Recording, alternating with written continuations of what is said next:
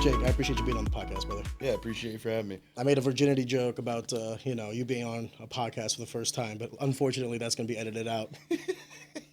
No, I appreciate you because, whenever I have people that are of a higher title in whatever it is that they're doing, sometimes I feel like, I don't want to say the stakes are more, but the people have to be a little bit more careful about what it is that they're saying, just by virtue of, their words carry a little bit more weight.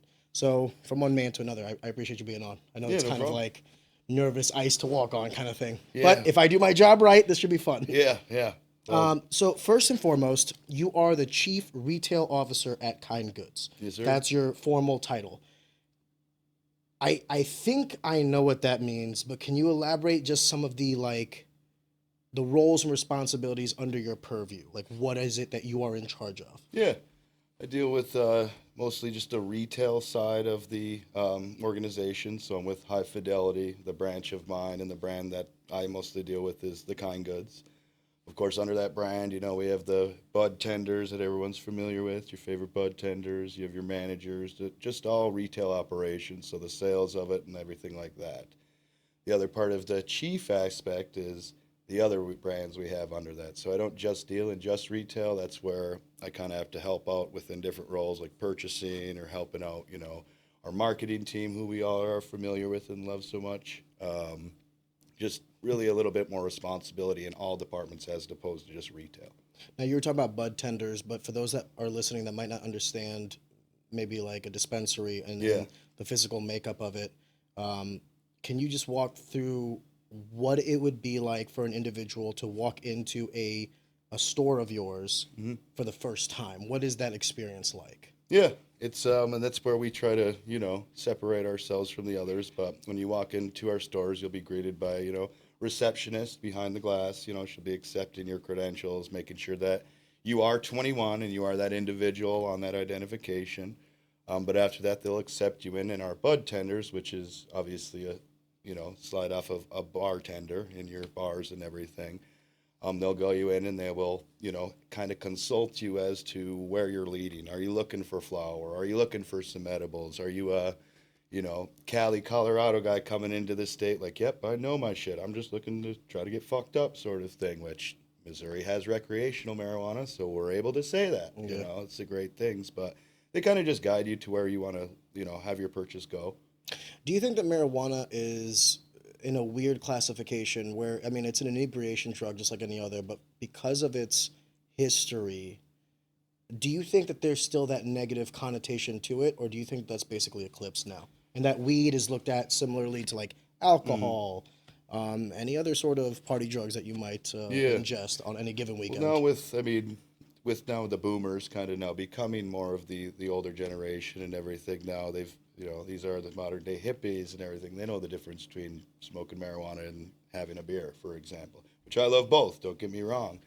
But now sadly, I think it's just like a money thing, a tax thing. The reason why it doesn't go federally legal is who's getting a piece of that pie and everything like that. Everybody knows that marijuana is the least, of the harmful drugs to, society and the community. It's not marijuana. It's interesting at how fast that changed just in my lifetime. Because, definitely. So for the record, I was born in 92, so I'm 32 years old now, right? So, when I was in high school, if you got caught with any amount of weed, it was like, dude, you're getting sent to... I got a couple possessions myself. Exactly, right? And that was, 14 years ago? So in 14 years, since I was in high school, college, and now...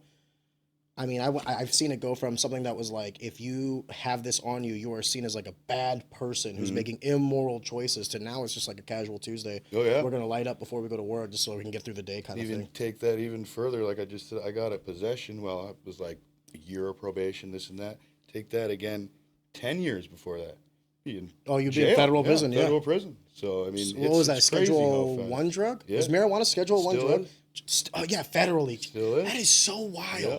How do you have a Schedule 1 drug at the federal level, yet states can legalize it, and it's like widely regarded as a new booming tax incentive for these states to do so? If you think that Missouri just decided to make it recreational, obviously there's incentives for the state, the local municipalities, and all these other things. So everyone sees the commerce side of it, like, oh, there's money to be made here. Let's forego the morals, which I'm all for. I'm not trying to say that, like, chasing the dollar is necessarily bad, quote unquote, especially if that leads to more freedom for the individual.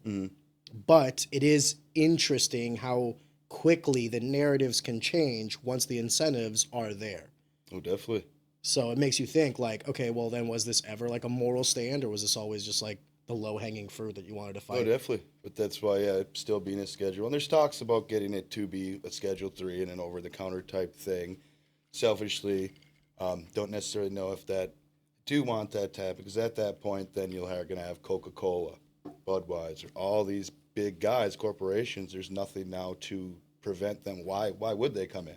Why would they not? It's such a huge industry. You're slightly afraid of federal legalization because then that'll allow for the floodgates to open? Selfishly, for my own occupation, yeah, because right now, I mean, I've been doing this since 2009, so you could say sort of I have a long tenure of what I've done in this occupation, in cannabis. These other guys, they don't really come over to our industry because it's a blemish on their record. Like if you worked at Bed Bath & Beyond, as a director there or something like that, these guys are pushing $900 million, $1 billion and everything. They go work for a cannabis company. Now they're seen as, well, that's kind of a dirty industry because we're still federally illegal. We can't take credit cards.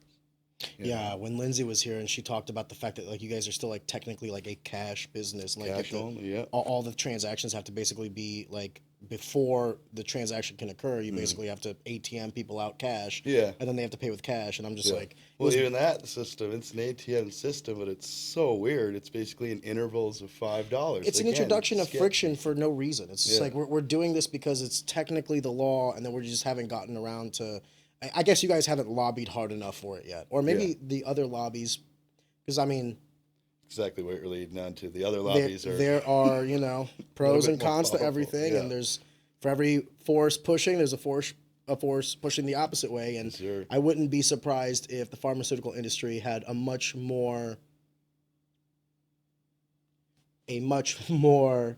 straight push to not allow for That's this. where they're trying to get it to, over the counter. So now that, Pfizer, all these guys can get into it. Well, then wouldn't the argument be made that they could easily, because, like, so to your point with, like, opening up the floodgates, I mean, the toughest part of getting into any industry would be, like, the logistics, obviously.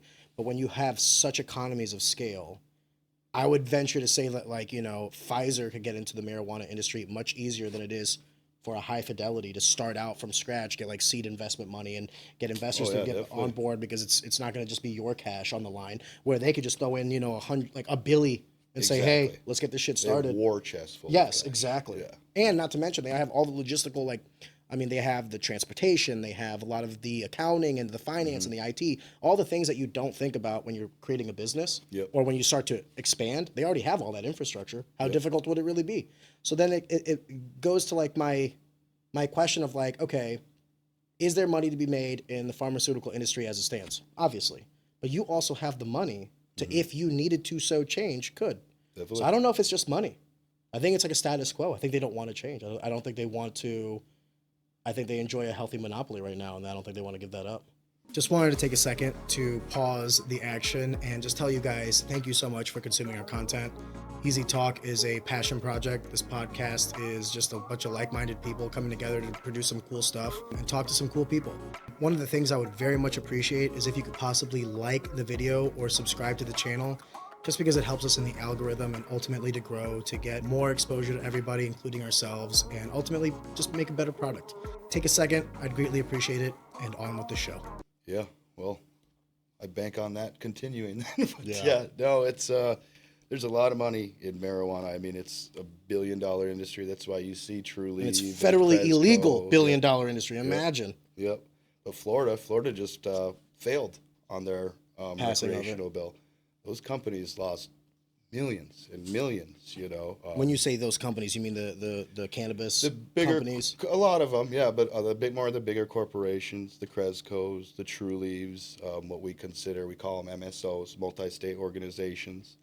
Currently, right now, the organization I work through, we're just in St. Louis. We have multiple stores all over St. Louis, but yeah, we are just Missouri, St. Louis-based dispensaries here at Kind Goods. Now, our products, of course, are sold throughout the state of Missouri, our Good Taste, our Pinpoints, and all those.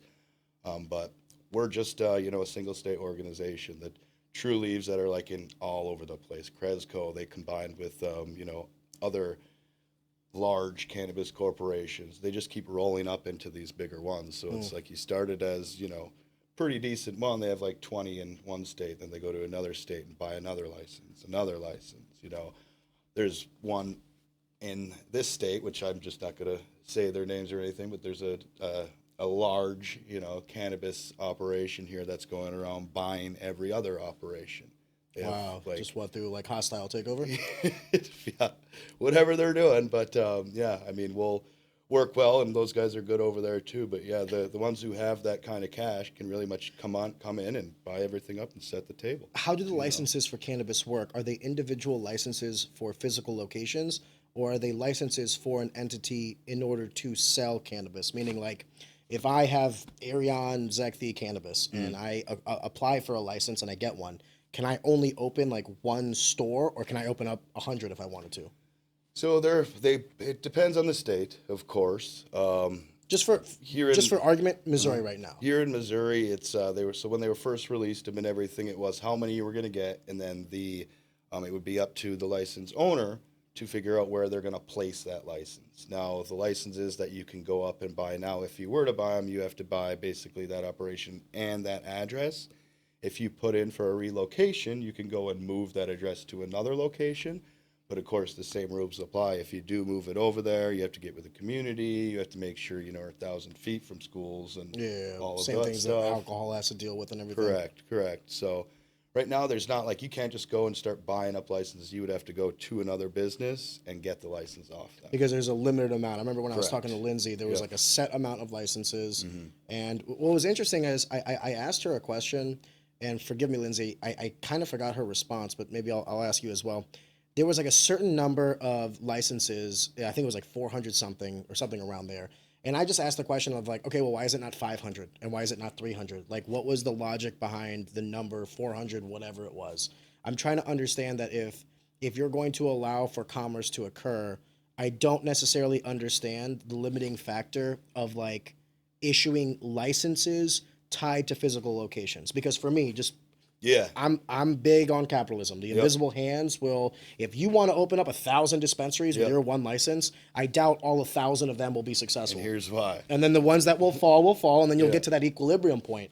It's like every industry will have that over homogenization. You're going to have a dispensary on every corner, and then the ones that are bad will kind of, no offense, go out of business. And then the ones that thrive. Here's why Missouri did that, and I'm assuming just because they learned from operations like Colorado and Michigan, and if the state, those regulators talk as well. What can we do better with our state? What do you guys do? What would you not do if you could go back in time? And I'm sure they got that from other regulators. When they oversaturate it, it's hard for us as operators to do it, because that means less people are going to the stores. And again, a lot of places don't have war chests and these big corporations and money flowing in from investors, so it's kind of a way to protect you guys. Correct. And doing that, it saves it. But other states like, I'm originally Upper Peninsula, Michigan, so I'm from the Michigan.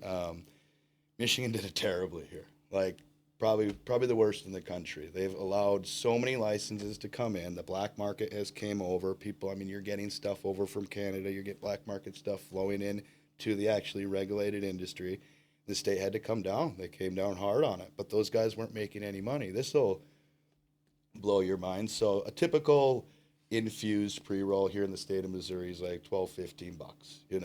If you're getting these big dog hash holes, stuff like that, maybe close to $20.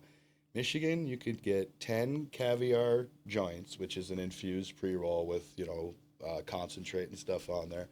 I got 10 for $22.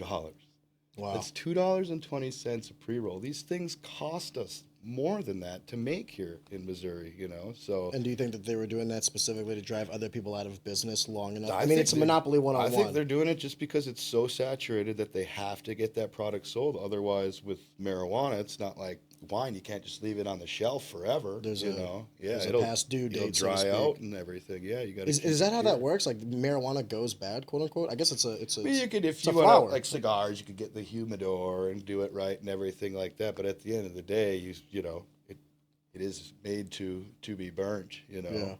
Yeah. How long? Like this is kind of like a loaded question because you have everything from like edibles to what have you. But like, Yeah. how long does like the average cannabis product shelf for? Like, how long can it stay on the shelves before it is no longer good for It's consumption? about a year. About a year. Okay, Yeah, so that's it's longer just than I a thought. blanket. Yeah, just a blanket. Some things less, some Yeah, things of more. course you're gonna have connoisseurs, is what I like to call them. Connoisseurs coming in, you know, putting comments here. Oh no, it's got to be this, it's got to be that. Of course. I'm your typical smoker. I'm not- Connoisseurs, connoisseurs. I was like, what the hell is he saying? Yeah, It took me a second.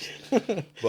but yeah, I typically it's like your shelf life, like on edibles, stuff like that. I'll be about a year out.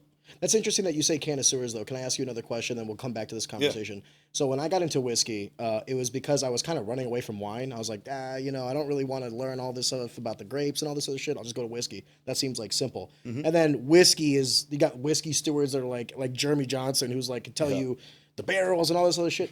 Is that what's happening to cannabis right now? Oh, yeah. Like you're getting like the connoisseurs who are like, they've oh done- well, this plant from this region had this much sunlight. They've And been around for a while. I mean, even in Colorado, again, starting out you back classy in stoners, you. 2010, we had a lot of Cali people when I was working in the Colorado dispensaries. come in California was there. the first state, right? Cali and Back in Colorado? '97, yeah, Cali like did it in '97, but those, Damn, they were ahead of God schedule. bless those guys. They have their own. Still to this day, they do their own way of operating cannabis out there, and no Good or hate bad? on them. And it's kind of cowboy, so it kind of reminds me of old school Colorado days. I love it. At the same time, from a regulated standpoint, it may not be as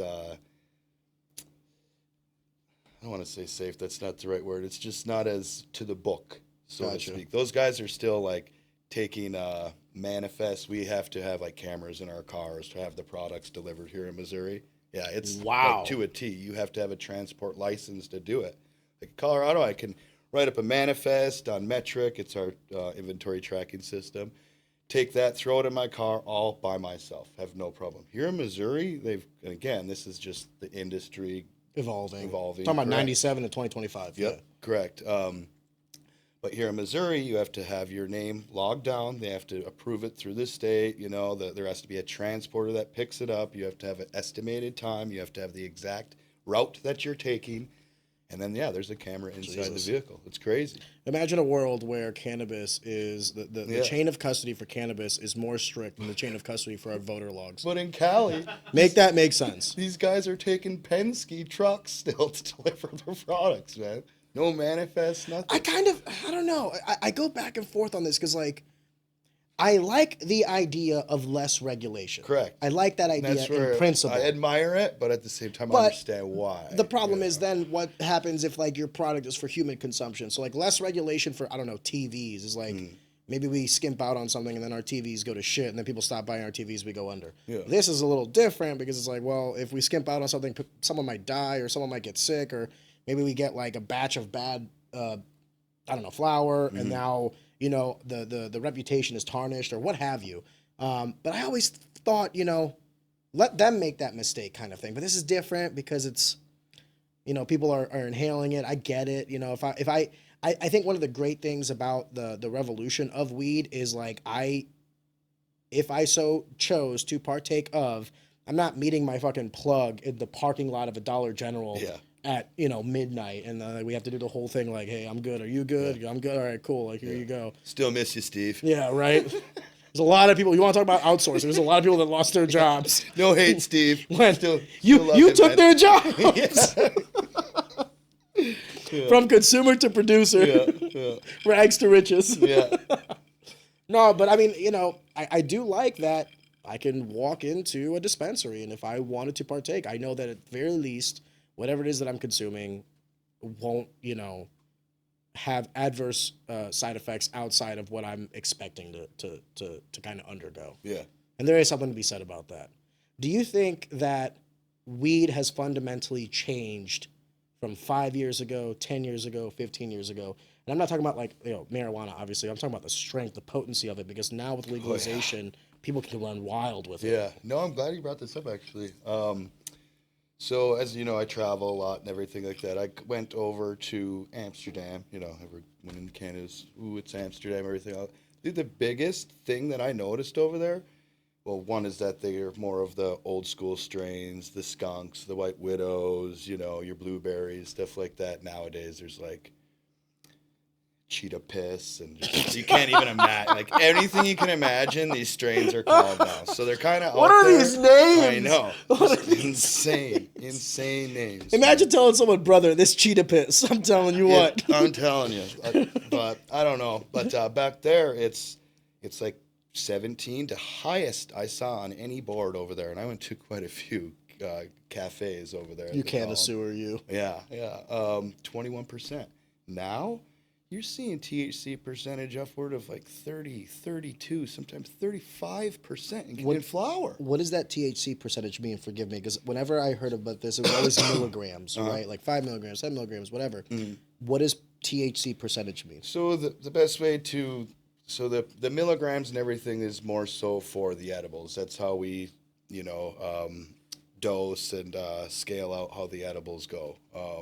More of the percentage is just, since the beginning of time, it's the potency of that THC. Basically, you have the CBD, the CBN, the CBG, all these different cannabinoids that are just, great for the body and, have healing aspects to them and everything like that. But the percentage is strictly based off the THC. This is what gets you high. This is what fucks you up, So these percentages, they keep going up and up and up. I'm not hating on it because, again, I am mostly a recreational smoker. I take it for my stomach and everything too, but let's be honest, I use it recreationally, always have. And now these percentages are getting so high, which takes your tolerance and getting up higher and everything else too. It's some potent stuff. I mean, I don't think it's like messing with people or anything like that, but these percentages are just going so high. There's no scientific evidence behind it or anything. Like, there's not enough time to get these studies. What is 30% THC going to do compared to 17% THC? We've been smoking 17 to 20 forever. I mean, again, up in Amsterdam and everything else. Why don't those guys sell stuff at that high? Can I ask you this question too? When you say like 30%, obviously that's like a pie chart leading to 100%, meaning there are various cannabinoids in that cannabis. And for me to increase the potency or the threshold, the percentage of THC, something else has to come down, the CBD, the what have you. Would it be fair to assume also that, like, let's say I'm smoking something that's like 20% THC, okay? Well, then there's 80% of other things that could also be beneficial to my body or my mind that aren't necessarily the psychoactive drugs. Does any part of you wonder that, like, as we increase the potency of the psychoactive portion and decrease the other, medicinal part? I mean, I guess I don't want to say that the psychoactive portion can't be medicinal as well. You know what I mean? So I want to be careful the verbiage I'm using here. Yeah. But essentially, it doesn't really break down like that, or to be honest, I'm not that far of a scientist to know the plant in that thing, but it doesn't, like, even if let's just, for example, you have 30% THC, that doesn't mean that there's going to now be less CBD or CBG. Those rates are always under like 2%. Those things never really get too high in the flower. If you grew CBD flower, you're looking at upwards of like 10, 11% CBD. And then, you'll have like 5% THC. So then so like for seizure victims, I've heard all this talk about, like, there's cannabis products that are like 0% THC, and it's like a bunch of CBD and which is your hemp and everything that you can legally, but you don't have to have a license. So then how do you do that? Is it like you take the flower and then you're like processing it and taking out the THC, or can you grow flower that just doesn't have THC? Correct. Hemp. Hemp doesn't have any THC whatsoever? It's under 0.3%. As long as it's under the 2018 Farm Bill, as long as you're growing stuff that is under 0.3% THC, brother, you could grow fields of this stuff. No shit. Yeah, and in Colorado we grew hemp as well. Well, it's also CBD outside of that is like you can use it for rope, clothing. Yep. You can use it for much of shit. Everything. It's the strongest textile material like in the world. Yeah, it can be regrown and easy, and it's much more cost effective Declaration than cotton. of Independence was made on it. Yeah. Was it really? Yep. Made on him. The parchment was, oh my God. Written on marijuana. My producer's like, yep. How do you know? Yeah. This is a fascinating world for me because, like I said, I was in the world of athletics. I wrestled in high school, and then when I was in college, I started fighting. So in a lot of ways, I tried my hardest to stay away from drugs of all kinds. Like I didn't start drinking until like 4 or 5 years ago. Yeah. I'd go to the occasional party and stuff like that. Whenever I was out of camp or whatever, I had fun, right? Yeah. Like I did it all the legal and illegal ones. And I like to think that I have a pretty good constitution, and I can kind of be like, hey, it's good to have fun. And then I knew when it was time to, buckle down and be serious. But I always thought to myself, like, it was very weird to have any sort of laws, and perhaps, I'll get a lot of flack for this, but like, it was hypocritical, I thought, that like, you're the land of the free and all this other stuff, but we're going to tell you what you can and can't ingest until there's a pandemic, and then we're going to tell you what you have to ingest, right? It's like the hypocrisy of this is kind of wild for me. Yeah. So I don't think that anything in life is black and white. I do think that there's shades of gray, but this one seems kind of like, does the federal government have any sort of mandate to protect you from yourself? Like if you want to smoke weed, I feel like you should be able to. If you want to drink alcohol, you should be able to. We don't have laws that prevent you from drinking to your death. Like, what are you going to do? You know what I mean? We have laws that say after a certain point you can't drive. Like we have sort of, incentives in place to make sure that whatever it is that we're doing, we do it so in a responsible manner. Yeah. But we're not saying that. I mean, we did actually pass an amendment prohibiting the prohibition of alcohol, and then that got overturned. But that only strengthens my argument of like, this is all insane. Yeah. If you make something illegal, you're just forcing us to go through means that are less than reputable to get it. Well, the war on drugs was a failure. 100%. Massive failure. And we've established that, yet we're still in it. That's the wildest part to me. Yeah. Now, I know that it might not be as simple as like, blanket pass legislation to legalize everything, but sometimes I feel like that should be how simple it is. Yeah. Listen, dude, if you want to, eat mushrooms and snort cocaine and fucking smoke a joint, like, as so long as it's not affecting somebody else, like you're not getting behind the wheel of a car, you're not, operating a firearm or what have you. If you want to get fucked up in the comfort of your living room, then pass out on your couch. Yeah. Even if that results, and this is the wild part, right? Because even if it results in your own demise, who am I to stop you? I don't think I have that right. I could be wrong. Yeah. I've always shared that same thing. It's not just, of course, I feel marijuana should be because it is the least harmful of all these things, and alcohol and everything else. But no, I have that same. Wait till you get to like 50% THC. Yeah, exactly. You're right. We're gonna start dropping like flies. Yeah. But no, I've always had that same stance. Like, it's not just that drug. All drugs should be legalized, in my opinion. Of course, there's gonna be people like, oh, this or that. But it's like, well, they're gonna get it no matter what. To prevent people from having it, they're just going to go black market. Like, it's still here to say that, oh, yeah, well, because cocaine's illegal, no one's going to get cocaine. Yeah, right. Yeah, go to any party. Yeah, exactly. Go down to Soulard past 9 p.m. Yeah. Tell me how that one works. Yeah. So it's crazy, but I do think that, again, the boomers now, these hippies are now, some of the older generations. Can I be honest with you? The majority of the people that I know that consume cannabis are all over the age of 50. Yeah, like the majority, definitely. Like I have some friends that are like Fox News dads. Like they're doing is like watching like MAGA as hard as you can get, and they're the biggest potheads you'll ever fucking meet. Yeah, and it's like such a juxtaposed position because it was the conservative party for the most part that was kind of spearheading the war on drugs. Yeah, and now it's like, dude, the way politics and the world is now compared to like 10 years ago, is so wild to me how everything's just shifted so much in real time. I mean, marijuana is just one of them. But, dude, we live in an interesting time. Right now it's very interesting. Yeah. So you say the war on drugs was a complete failure, yet we're still kind of in the midst of it. I mean, they had DARE. You remember going through DARE? Dude. Everyone we knew failed that lion. Come on, man. Do you remember the song? We had a song. No. You don't remember the DARE song? No. I won't do drugs. A, I won't have an attitude. R, I will respect myself.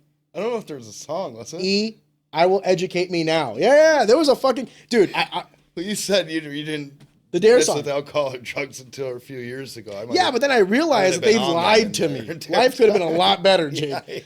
I'm telling you right now, there were times after fighting where I would just sit there and like sulk in my pain. If I would have known that I could have like, hit a single shot or something and then like, oh, I'm great for a couple hours. I used to think like I can't smoke weed because then I'll be a fucking druggie. You know what I mean? It was different back then. I mean, we didn't have social media. We didn't have those things. Dare, I think, just ended in, I think, 2010, 2012. Is it over? Maybe. They don't do Dare anymore? No, it doesn't. Dude, the war on drugs was a complete failure. Yeah. The lion died. Rest in peace. Rest in peace, lion. If it was working, it'd probably still be When did going, Dare start? Can you do me a favor, Matt? Will you Google start and end date of Dare? Like, how did that even start? When did it end? The local police would come in and they'd show you all. They'd like show you drugs. They'd like show you. Yeah, at the school they're like, "This is cocaine." Meanwhile, the one kid in the corner is like, "Yeah, exactly. You know, this is a pipe. This is how you smoke it." It's like, I do think education is important though, because it's the same way I feel about like sex. Is like, if there's anything I've learned, it's that religion failed at abstinence. Okay, because. Trust me, brother. I grew up in the church, and I didn't wait till marriage, right? So it's like I have a daughter, and I think to myself, like, I'm not going to make the same mistakes that I saw other fathers make with their daughters. My goal is, listen, you're going to be into whatever you're into, whether it's girls, whether it's boys, whatever. Yeah. My job as a father is that, like, you don't fucking listen to your friends at school saying some dumb shit, and that gets you in trouble. Like, I would rather be the one that's like, you're going to start feeling some changes in your body. You're going to want this, that, or the other. Yeah. This is what to expect. This is what I would hope you would do. You're going to make mistakes. Please feel like you can come to me. I don't want you to hide from me, yada, yada. That was the exact same thing I would do when my daughter gets of age about like drugs. Like, hey, listen, you're going to go to parties. I've deduced that I'm going to be the cool dad. Yeah. Like when my daughter's in high school, I'm going to be the party house. Because at the very least, I know that all these kids doing a bunch of stupid shit. I'm going to take each one of their keys. I'll have like air mattresses and puke buckets. And I understand that you kids are going to fucking go wild and drink too much and start puking. But at least it's under the comfort of my own home. Yep. And I know that I will handle that responsibility. Because I remember when I was like 16, 17, dude, the shit we would do to party and have fun and stuff like that. Oh my God, we were idiots. Yeah. I'm surprised I'm still alive. Yeah, I admire that. That's what Again, single, no kids, anything like that. But that's, to your knowledge, that's too. No kids to your knowledge.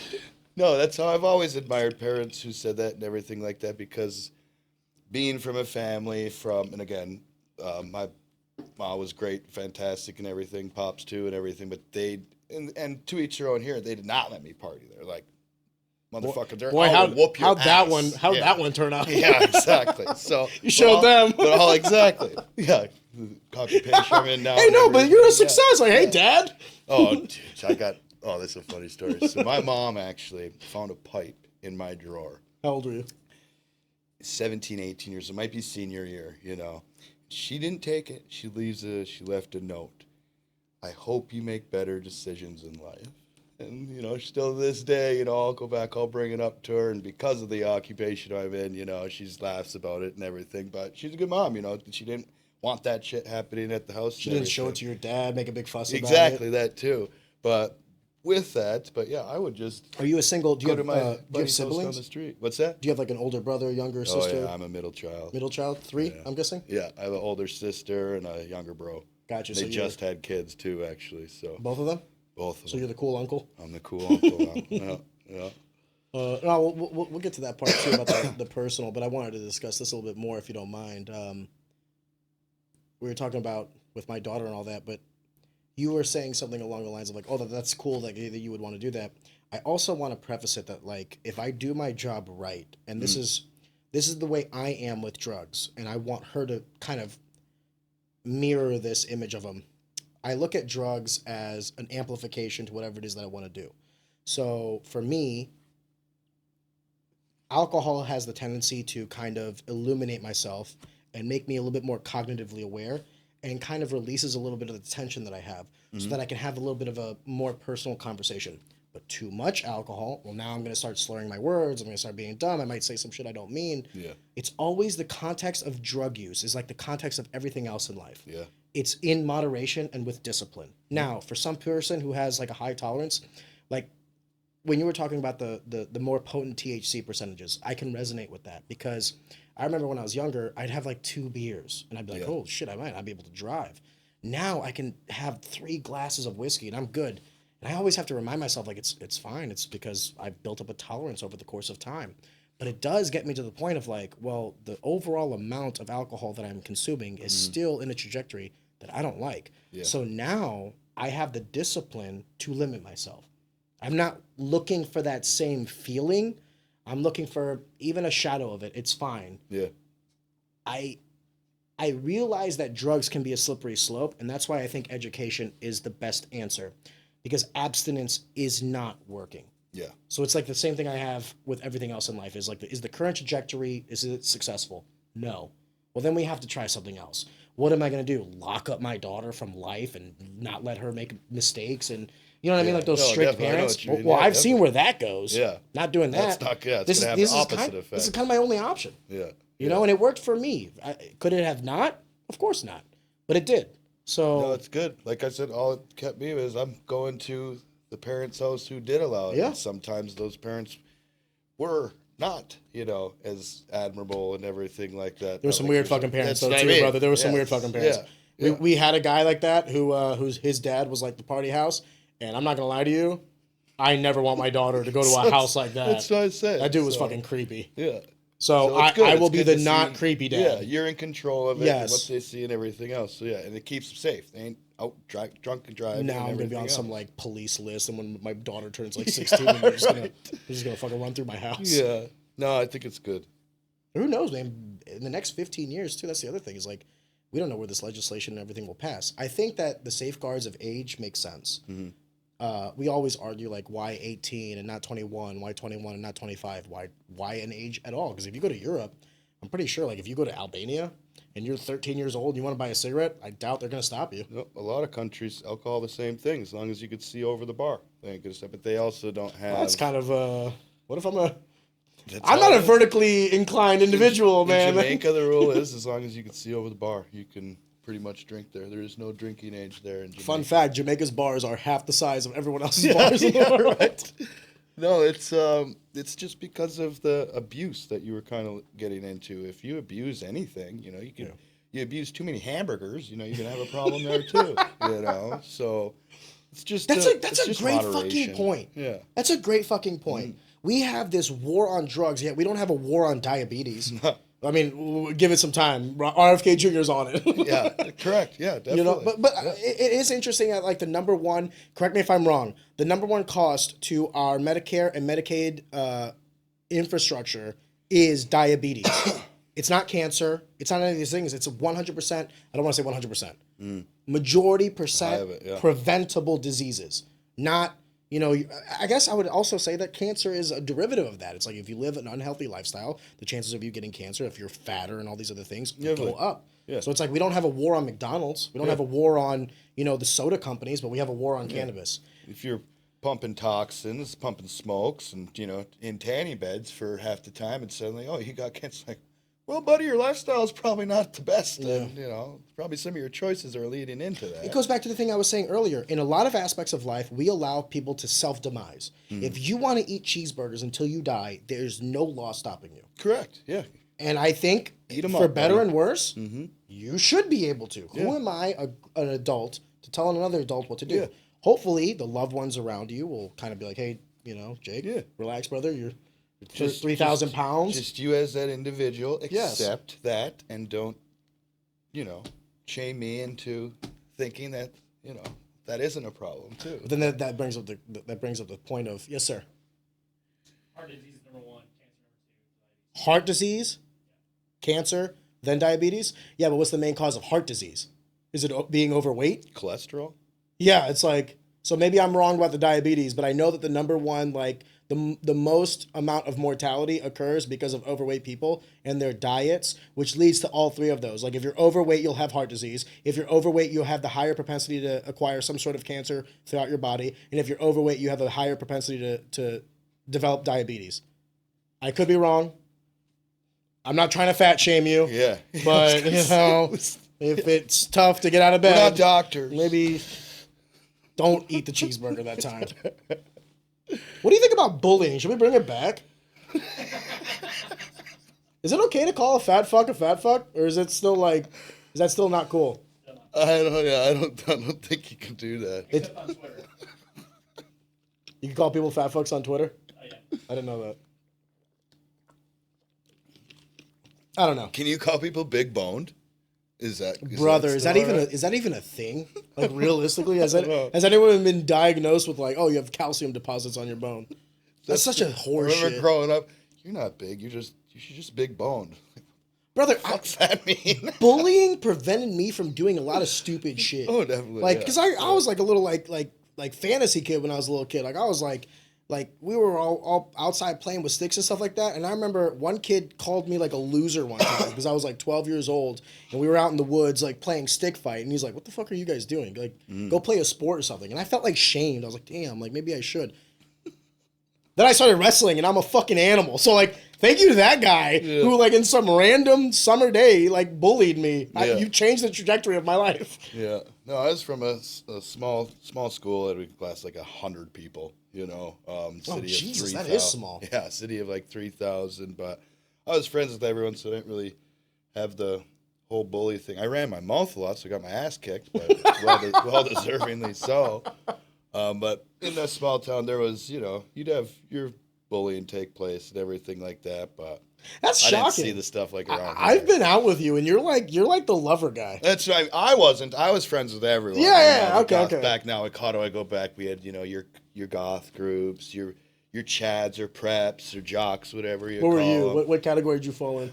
I just like to party, to be honest. Oh So, damn, you like I rock? was friends with Have you everyone. tried this? Have you tried this joint? Yeah, exactly. Makes the music better. No, I put together like we had a high school, you know, skip day party. I put that all together. I was friends with everyone, you know. I always enjoyed talking with people, which brings why I like traveling by myself. How old were you when you first got inundated with marijuana? And then how'd that happen? Was it like Eighth an older grade. sister? 8th grade, yeah. Yeah. By the way, brother, I mean, No, we're good. No one's gonna listen to this and be like- everyone knows. Everyone Yeah. knows where it's eighth grade. P-Knuckle's garage. P-Knuckle was this guy who lived in the back of the alley to one of my buddies' houses. So Gotcha. we went up there. It was in the garage, and we go up and we smoked out of. I still remember this day. Smoked out of a metal pipe. It's like swag plant, if you remember what that is. Mexican brick. You used to have brickweed. You'd hold it up like this, and it would just be straight. Oh, I do remember that. And then you had to like break it apart. You'd have to break it off. God, our There'd weed be was so beans trash. popping out and everything. Yes, and Terrible. they would be like loaded Terrible. with seeds, and you have to take I them didn't even out. know what a nug was until I moved to Colorado. Really? Yeah, because it What was was. that culture shock like?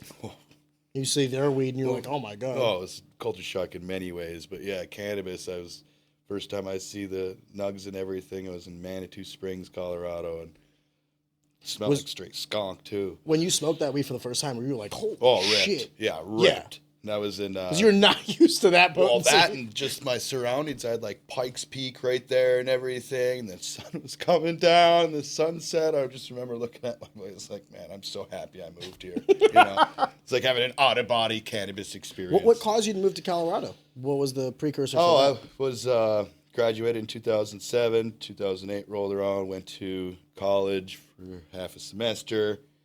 Not your shtick? Not my move. What were you going to study, if you don't mind me asking? I was just going to General go. education until you figured it Yeah, out? exactly. Did you go to it because you were worried about being a loser? No, exactly. You have to go to college. After was high it. school, if you don't go to college, and even my mom, she's like, if you don't go to college, you're not living at my house. So, stop going to college. She booted my ass from the house, rightfully so. I still to this day thank her for doing it. You know, got my shit together. So I was living on a buddy's couch for a few months there, and then my dad, who has always worked on the oceans, he's a seaman, so to speak. I know you're gonna say it. Yeah. A man of the sea. Yeah, a merchant mariner, you could say. But he's always been working out there and everything. So I was gonna. Stop. I swear, bud. A merchant mariner. Merchant mariner. I'm sorry. So my move was I was leaving Michigan to move to Colorado to live with him. But at that point, I wasn't doing the marijuana thing. I was Are you, selling on the side. But Are your parents you know. separated? Forgive me for asking. Yep. Okay, Yep, so my like your parents father was in separated. Colorado, your mom was Yep, in yep. Michigan. They separated, I think, 2 years before that or whatever. But yeah, he was going with. So my you weren't just auntie. moving to Colorado because you're like, peace out, mom. There was something there. Gotcha. Yeah, there. And then again, he was working on the boats and everything like that. So I was moving out there to be with him because I'd have a place to stay and everything. Did it ever cross your mind, or did he ever talk to you about possibly taking up his line of work as well? Like you should be. No, I was out at kind sea? of bullheaded when I was younger. Wait, a lot Colorado. more bullheaded Colorado doesn't now. have seas. No, Colorado's landlocked. We have So Lake Pueblo down there, but it's more filled with bodies than boats. Jesus. Well, you know, Yeah, it'd be like that sometimes. yeah. No, so I went out there, and I'm leading into how I got into the cannabis industry. But I went there, and then I was trying to be, like him, be a merchant mariner, but I wanted to do it better. I wanted to be deadliest catch. I wanted to be a crab fisherman. So I went down to Louisiana, took my STCW courses, passed everything like that. And then my uncle, who's not really my uncle, up in Denver, my dad's best friend, was like, hey, I got this operation up here. You guys should come check it out. Well, little do you know, we walked downstairs, and this operation is filled with marijuana plants. No shit. And back then, you could harvest this stuff, and it's all legal. You just have to have, this is the caregiver model, since before HB 1284, House Bill 1284 in Colorado passed. They didn't pass until like actual 2010-ish. Yeah. Before then, Colorado passed legalization in 2008, so you had all these caregivers, the caregiver model. When you say legalization, you mean medicinally? Correct. Because when I remember when I was in high school, marijuana went from medicinal to recreational in the state of Colorado. Yep. And I remember people in Missouri were like, but California had already been doing it. So like it was, I remember Colorado was like that domino effect that everyone was talking about of like, this is how it starts. For recreational, Colorado and Washington actually went legal before California. What? California went went medically legal in 97. They were the first medical state to legalize. And then Colorado might have went, I believe, maybe as early as 2001. And then they just had all these rules and everything that were kind of under the radar. Again, caregivers and stuff. It's just very creating gray. friction. Big We're time going to friction. legalize it, but not really. Exactly. Play the fucking game. Which was causing a lot of problems. Michigan legalized in 2008 for medical, and the same thing. Until rec happened, they had all these co-op rules and everything. It's just a way for... It's not illegal. Again, everyone needs to realize that marijuana is here because of these pioneers, or drug dealers is the bad term of calling them, and everything else. Is it? So, yeah. My pharmacist drug deals. Correct. Exactly. Correct. There's a difference between violent cartels and, people are growing weed in their basement. So, It's a wide umbrella, so to speak. but walking down into it and everything, I, see these plants. It's like, well, would you like to sell this to the dispensaries? It was legal. I was what you would call a backpack boy for the first year of cannabis. Forgive me, you would grow the plants. Uncle would grow the plants. And then you just basically would take his product and then sell it to the distributors? To the legal dispensaries. Some of them I'd walk in. Some of them were kind of by the books. They'd write me, all right, here's this for your taxes and everything. Others would just grab the pound, throw it in the back, throw me cash, get the fuck out of here. I'm like, all right, man. But Thanks, it's legal, buddy. Hopefully it all ties out. Yeah, and then HB 1284. Was it lucrative? Oh, If you don't definitely. mind me asking, No, I'm it was sure great. it It was. was fantastic. Well, that's the other thing too, right? When you don't legalize something, the premium that you have to pay because getting it becomes more difficult. Legalization, even through taxation, will result in a cheaper product that's more. We were talking about regulation, so the product will be cheaper, and it'll be healthier in the sense of there'll be some sort of regulation for process and procedures about status quos of like, hey, this can't have mold on it. You know what I mean? What have you? Correct. It has to have a certain threshold of quality. Yeah. So forgive me for interrupting, but it doesn't shock me that it was super lucrative considering the landscape that you guys were existing in at the time. No, definitely. And back then, looking back, thinking about it, it's like that was probably the best selection of weed that I've ever seen in my life. Because you would have all these people having the ability to grow it, and their basement grows, garden grows, so there's a lot more care and everything that you could put into compared to some of these. And there's only so much 100,000 square plant foot that they greenhouses. can grow. Exactly. So they have like 12, 15 plants, and it's the best 12, 15 plants you have. I mean, this is like, they had bubblicious strains that would like literally taste like bubblegum. It was beautiful. But at the same time, kind of what you were touching on, nobody knows what they're growing it with. Yeah. Are they using this? Are they using that? A lot of times in Colorado, people were using neem oil, which in time, science and everything shows that, you shouldn't be smoking that thing. So it is good for all the regulation to happen. But yeah, the glory years of how it did start out and everything. I mean, you used to be able to to smoke and try the product before you walked out with it in Colorado. It was Jesus, you can smoke leave right in with the a high. dispensary. Yeah. Yeah. Yeah. Well, that's one way to educate. Yeah. Can I offer something that I've never really agreed with, and I'm curious to see what you say about this. Now, I prefaced this with, I am live and let live. I think if you want to ingest the product, go ahead. Yeah. But I hated this thought process or this idea that A, cannabis is not addicting, and B, that it doesn't have negative side effects. I fundamentally don't agree with either of those. That was always my big thing about and still about cannabis, about like the emergence of it, is I'm fine with people getting and doing whatever it is they want. Just be honest. If let's unpack that in two things: the addictive quality. You can get addicted to anything that can stimulate the dopamine receptors in your brain. So if fucking throwing away the trash makes you happy, by virtue of that, you can theoretically become addicted to it.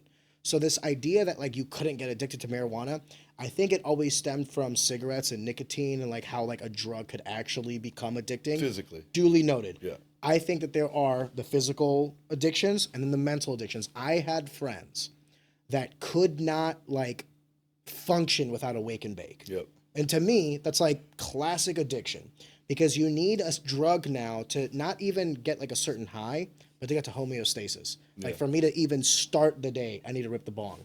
And I always looked at drugs as an amplifier, not the barrier to entry. Whenever I smoked weed, whenever I did whatever it is that I would do, it would amplify the night. It would amplify the day. Like, you know, sex would be better, food would be better, what have you. But I never felt like I needed it to start the day. Do you think that I am being highly critical about my assertions about addictive qualities of cannabis? Not at all. Not at all. Again, someone is. I mean, with cannabis? I mean, first of all, you're in.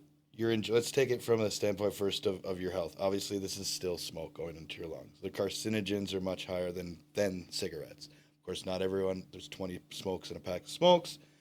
Not everybody's smoking 20 joints a day. You know, maybe they'll smoke 2-3 joints, which at the same time, that's... Brother, my father's a chronic smoker, and if my father tomorrow was like, I'm going to smoke weed instead of cigarettes, I'd be singing my praises. Yeah. Because then he'd go from like a joint a day versus 2 packs of Marlboro Red. You know? So like, I want to make sure that like, I am trying to be critical. However, I am also acknowledging that in terms of the totem pole of negative outcomes of your life, it is low on that totem pole. But no, it's just like even take coffee, for example. If you have a morning coffee every single morning, everything, and suddenly you don't have that morning coffee, is that going to set you off a little bit? People are always like, oh, I need a coffee. I haven't had my morning coffee yet. I need this. It is the same thing for marijuana, but that is an addiction. Call it what you want. It's still an addiction. Maybe it's not physical, like we were alluding to, but there is a mental stimulation there. You know, I've personally, I've dated girls before and everything, and they're like, You don't say. They said this. I hear that's fun. They said the same thing. Wow, do you really need to smoke every day? You smoke every day? They said that to you. They said that to me. Do you need that to like enjoy life? Do you need that to have fun? I dated this religious girl before, and she's like, you know, like I use God and everything. God bless. You know, I'm a religious person, everything else. But Jesus didn't like it. He wouldn't invent it. Yeah, exactly. Yeah. But no, it's definitely there. I know that waking up and I first want to smoke after time and everything like that. But to say that someone says that they need it, physically need that, it's like, dude, maybe you got to stop there and take less puffs off that bad boy, you know? No, that's very interesting that you bring up coffee because I can fully attest to you of all the drugs that I consume in my life that I am a habitual user of and dare I say a chronic addiction to, caffeine and sugar.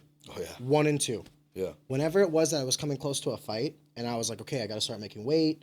I walk around like 180 pounds, but I have to cut down to 135. So the very first thing I would do is cut out soda from my diet. Just completely day one, okay, no more soda. Dude, I would have sugar withdrawals. Yeah. I would like I always knew it was gonna come. So I was like, oh, this next 72 hours is gonna fucking suck. I would break out into sweats randomly in the day. And then I would go get a cup of coffee because it was like in conjunction with, I liked soda because it had sugar, yes, but also the caffeine. Yeah. So then I would go do a black coffee to at least like alleviate some of that edge. But then I realized my addiction to caffeine. So when you talk about like, oh, I need my morning cup of coffee, dude, duly noted. I am no saint myself. But it's just to go back to that original thing. It wasn't that I ever thought that marijuana was quote unquote bad. And even if you do like wake and bake, I do acknowledge the comparison to like my morning cup of coffee. I do look at them as the same. My only critique was you cannot say that you can't get addicted to this. Because just like I can get addicted to a can of Coke, you can get addicted to your joint in the morning or definitely. the bong or what have you. But candy, man. Candy's sugar overload. Oh my god, dude. Well, how do you become 400 pounds? I fucks How with do you candy, become though. 400 pounds? It's not because the hamburger tastes that fucking good. Oh, dude. You know what I mean? It's everything else. I'll take like Laffy Taffies and then like put like Runts gummies in the middle and everything, man. No shit. I fucks with some candy, man. I have a sweet tooth. I have a sweet tooth as well. And it's always been the case. Yeah. I'm also, you know what it is? I used to think of myself as like a disciplinary.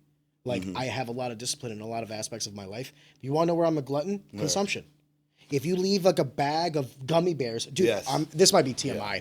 One time my dad, when I was in college, I still lived with my father, he bought me this like 10-pound bag of gummy bears. And I was like sitting there playing World of Warcraft, and I was just like, gummy bear, gummy bear, gummy bear. I ate 10 pounds of gummy bears in one night because I wasn't even thinking about it. Don't do this. Do you know what happens to the human body when you eat that much riboflavin? No. You get very inundated with the toilet. Okay. It was about as bad as it can get. By the way. Was it solids? Okay. I wish. Brother, I wish. There have been 3 times in my life. Oh my God, I can't believe I'm going to say this. 1, I ate one 10-pound bag of gummy bears. I was in the toilet for like 8 hours. 2, I did the Pocky 1-chip challenge. Yeah, you know what I'm talking about? Oh, yeah, I know what you're talking about. What I didn't know is we ate version 2 of that. So version 1 apparently wasn't that potent. And like every review that I was seeing online was like, it's not that bad, it's not that bad. I was like, oh man, like this is whatever. Yeah. I didn't know that we got this version 2 with the scorpion sauce. Yeah. Jake, we were supposed to do it for my birthday, but like a bunch of guys were training, so just me and Karen did it. Karen, a Mexican who's like, I eat jalapenos every day. Yeah. She broke out into a nosebleed. Like her nose just started randomly bleeding from this chip. Me and her were fucking miserable. It was such a bad experience. Toilet, like all this. Bro, it's the first time I've ever burned when I peed. The sauce on the chip. And here's the worst part. My fucking wife, it was my birthday. So she sets up a reservation for like this really nice restaurant. So I'm in the fucking urinal because I had to pee.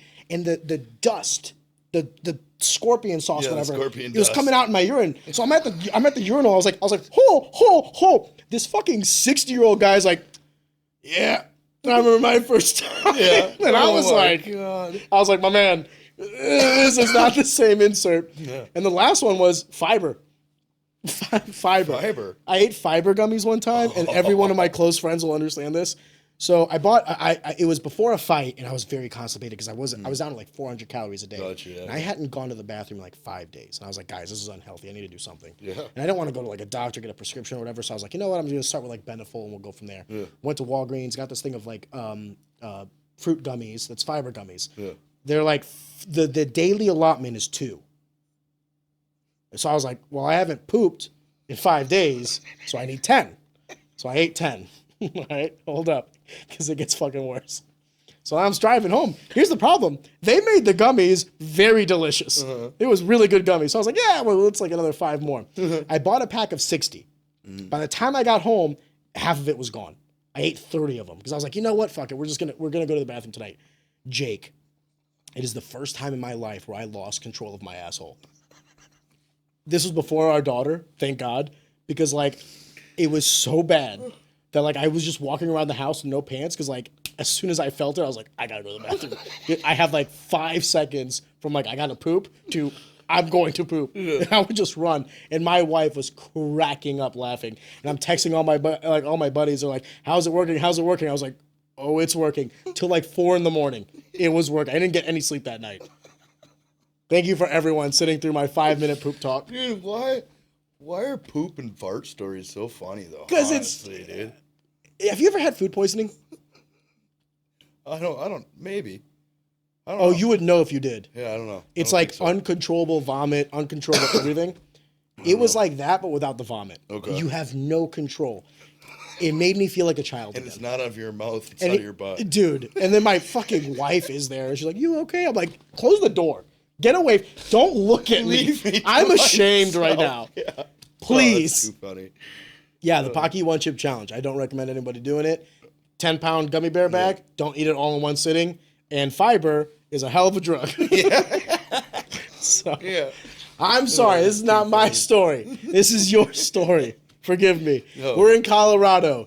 You, instead of being a professional seaman, Oh, yes. Yes. turn to a new life of pushing drugs. Uncle's growing weed in the basement, so I become backpack boy. Started selling it over to him, and then How old I are you met, when you're backpack boy? 20. 20. Okay, you're young. 20, Like, yeah. little, I mean, no offense, like still little. No, definitely. This is the beginning stages there. Again, What does your started dad off say there. about this? Like, yay, nay? Pops was all for it. Yeah, he's like, big hey, time. It was it his makes good buddy. money. Yeah. it was his buddy. So, So you got daddy's approval. yeah, Dad's always been a partier. So Dad would approve back when I was Something about the 13 apple on the years old. tree. Yeah, exactly. So no, he was cool with it, and then I started selling, and then to one of these dispensaries that I actually sold to were these two younger guys. The company was Strawberry Fields. That's who myself and all the guys that you've met and everything were all from that same company out there. And honestly, they taught us a bunch of things. Well, business, again, coming from there, 20 years old, half a semester of college. They weren't, from a business standpoint, I wouldn't say that they were getting a full deck there, So they really took me in and taught me those business aspects of it. When you say they, you mean like Sam, Kyle, and those guys? No, it was Mike and Rich. Gotcha. They were friends and co-workers from the previous spot. There And were they two kinda- guys who they were kinda getting into mentored it. you. 100%. Yep. Not necessarily just in the industry, but I mean business as a whole. Yep. Everything. What was all that? aspects What was of it. that like for you? You're being told the majority of your life that like this is going to lead you down a path of like misery and discomfort and all this other stuff, and then here you are, 20, 21 years old, and you're like, hey, this actually looks like a very viable way Yeah. to make a living. Yeah, it was crazy. I left Michigan on probation because I had a possession of marijuana. So when I was out in Colorado selling to these places, I actually couldn't even smoke the product because I had to take piss tests to send back to Michigan. And then I finally got off probation and everything. But yeah, it was wild. And then the floodgates opened again. Yeah, exactly. It was wild. But then after You're like getting the with perfect those drug guys- mule then, because I know you're not going to like tamper with the product. Oh, definitely. Yeah. You don't get high. Give it to that guy. He don't- can't have it. Like Biggie Smalls says, you don't get high on your own supply, man. Hey. So, He was onto something. but yeah, it was great. And then, yeah, the first was all medical. We had one dispensary, learned it from those guys and everything. But that's where I learned the culture of the work hard, play hard mentality. And can we elaborate on that a little bit, because the majority of the people that are listening to this work your traditional 9 to 5, where their companies might even still in the year of our Lord 2025 have drug policies. Does it often dawn on you how different your corporate environment is to the average corporate environment? Like when you go to work, are there some similarities? Of course. Mm-hmm. But boy, are there some differences. Do you ever think about that? Oh, yeah, definitely. It's part of the reason why I do love our industry so much, and where, the great saying is, you don't work a day in your life if you enjoy what you do. I love what I do.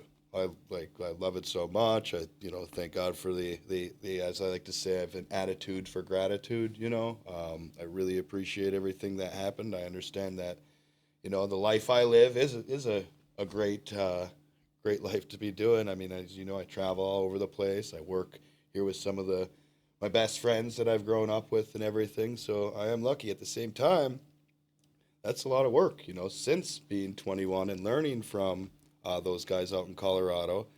But at 21, I mean, I didn't work less than 50 hours during any single week. There was 3 of us who ran this operation that was, making millions and everything at this one little store, 800 square feet, but we were getting tons of customers. We were Traffic. pushing more business than some of these dispensaries were here, and I was doing it with 3 fucking guys, but because it was 800 square feet and so small, It's like being in a little area. I was able to do these things, but I mean, yeah, we worked like crazy, all those guys. So we began to be all of us living out in Colorado, but I'm from Michigan, one's from Minnesota, one's from Pennsylvania, one's from Kansas, one's from New York, California, all these other things. So you kind of get a bunch of these groups of people after working so long in these 50-hour days, like they all become obsessives, is like I would like to say. Well, they're passionate about what it is. Very passionate, but to a point where, like you're saying, you go to other industries or you go with other teams, they kind of look at it like, geez,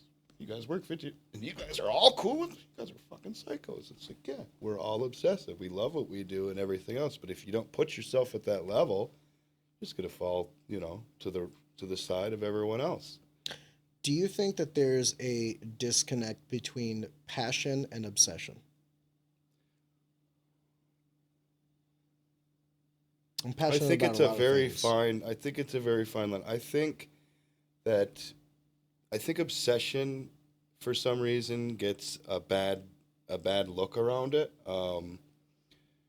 I believe that obsession is passion, so it's hard for me to defer between the two. But I think when you say the word obsessed, like I did, like people kind of look at you funny and everything. I don't see it as bad. It could be a bad thing, like with a lover to a potential obsession or anything else, but when you are obsessed with something so much that you would do everything in like your fiber to make sure this works, like Kobe Bryant.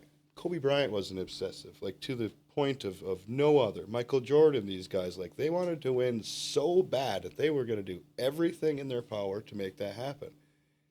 I mean, imagine having that in a company. Yeah. And then you have 8-10 individuals all doing that. Like that's a culture that I want to be a part of, and that's the culture that I hope to bring to Kind Goods. And I believe that's why they did bring me here, is because they saw that in Colorado with us all. And so far so good with my team here in Missouri and everything. I love the groups of managers I'm working with, and as time goes on, I'll get closer and know more and more people. But yeah, I mean, it's work hard, play hard to a T. You see us and have before, it's we're a good. It's a group special of, group. It's a yeah. special group, and it actually breaks one of my cardinal rules. And one of my cardinal rules is always like never mix business with play. Simply because the business aspect should be like very methodical, very like cut and dry, black and white. This is the way, right? But when I see you guys, it kind of makes me. It kind of challenges my preconceived notions, and this is going to be my next question. Do you think that because you're in an environment where the people that are your close proximity are also friends and coworkers, does that make work harder? Does it make the relationships that you guys have easier?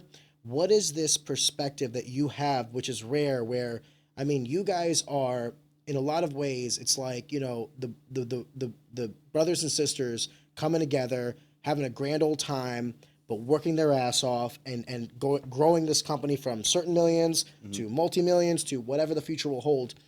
But it's also like, do you find that it is harder or easier to hold yourselves accountable? Do you find that it's harder or easier to, push an initiative where you might require something more from someone that you love or you have a genuine friendship with, but they're willing to give? The comment of like don't shit where you eat is always correlated with like having sex. Yeah. But also, I always thought that was like, I would never hire, let's say, like a family member, because that family member is going to require me to make some decisions that aren't necessarily logical. I have to stem off emotion, and I pride myself with any of my industries, with any of my businesses, is like it's all logical. Like this is what makes sense. I'm going to do what makes sense. And I try to steer away from emotional conversations and decision making in business, because that's how you lead yourself astray. Yet, I see other people in other industries and not just you, right? Yeah. Somehow they can mend and blend the friendship, the camaraderie with the let's get down to business, boys. We got shit to do. It's kind of like I want to be careful how I say this because I don't want to sound rude. Do you realize how lucky you guys are? Yeah. No, definitely. 100%. That's fucking rare, brother. Yeah. It's again, even I say family, but I've had companies actually tell me, and I'm not going to say who or anything, actually tell me, keep that word. When you talk to the teams and everything, don't say family. Don't say that. I hated that. I hated when they told me that. Like a family's always there, you know, you pick each other up when each other are down. That's what a family's supposed to do. Obviously all of us have different families and operations and that bad uncle or whomever else, you know, I'm just speaking towards the, the most common situations. I rely on those guys the same way they rely on me. So when it's a typical business, a clock in, clock out, 9 to 5, you're not going in there for your family or for your teammates, so to speak, or anything. You're going in there for a paycheck, which is great. There's nothing wrong with that. In American society, that's 90% of what society is. It's the most common incentive, Yep. getting paid. I go there for those guys, and of course, yeah, compensation is great. Appreciate that and everything too. But I go there for those guys. It's they have my back 100%. If again, 2 crazy hours, if we have to work 50, 60 hours, I know that they're going to be right there with me.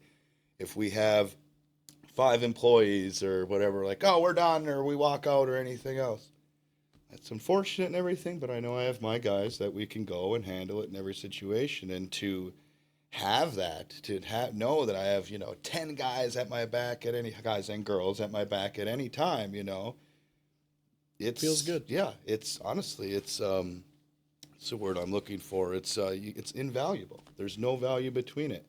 And being on other teams and everything like that, to have it and then not have it and then have it again, you cannot put a value on what that is to that employer. The amount of cash savings or anything that you have behind it, you can't put a number on it. And that culture, people are no longer coming into work for a paycheck, but they're coming into work for the people that are there. I mean, that's beauty right there, to get people to do in this day and age too. Jeez. I was actually about to. It's funny how you say things that goes to my next question. Is like, I can resonate with that to the core because I had a gentleman. He will be the last boss I ever have, but very much mentored me, taught me a lot these past 4 or 5 years, and the correlation between I stopped fighting professionally. I started really taking into consideration my professional life, my career. I started getting involved in entrepreneurship.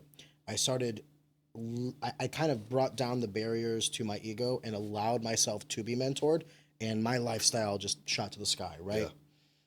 For every me, there's 100,000 people that will work 5, 10, 15 years in corporate America, never get the raise, never get the promotion, never get any of these things.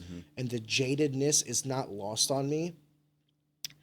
I think I don't think it's binary. I think both things can be true at the same time. I think that corporate America can be deeply flawed while simultaneously it doesn't have to be. Does that make sense? Oh, definitely. And I think that the correlation or the causation has solely become oligarchy and monopoly. An oligarchy is where there are a few players in an industry, monopoly, only one, right? What you want enough competition so that if people are asshats, if people don't do right by their employees or their employees don't do right by their employers, you can make that move however you want. The problem that we're kind of occurring now is like, I mean, think about it. Like, I feel like there's like 5 or 6 players in any industry, maybe sometimes less. So it's like, let's say you work at Amazon and you don't like it there, like, and maybe you live in rural America. Where else do you have? Yeah. Or if it's Walmart and you don't necessarily like your work, maybe you're working in the front lines, maybe you're working in the back of the house, what have you. You don't necessarily have the same options of like getting up and leaving, and everybody knows that, including your employer. So like we were talking earlier about capitalism and competition, I think that competition allows for both of those things to foster. Because if the people that work under you or for you or with you have the option to at any moment leave and work somewhere else, but they stay and they make that choice, like they're choosing to stay versus being forced to stay, I think you could foster something like that, right? We're like, okay, well, like we're now all like-minded individuals. We all start a company culture. We all have the same goal and mindset, and then boom, off to the races. Yeah. But when you get to a section to where, these people now have to be here, they're not choosing to be here, you're never going to have that. Because you're going to get people, and for both pro and con, you're going to get people that think differently from you, people that want different things from you. Maybe your goals and aspirations are not the same as theirs. Maybe you're not locked in step of like how hard you're willing to work to achieve a certain goal. Yeah. It does not make anybody right or wrong. It just is. Yeah. Different times in their life, so to speak, anything. Yeah. A whole bunch of different. I think it's beautiful when you can have that, but I think both things are true at the same time.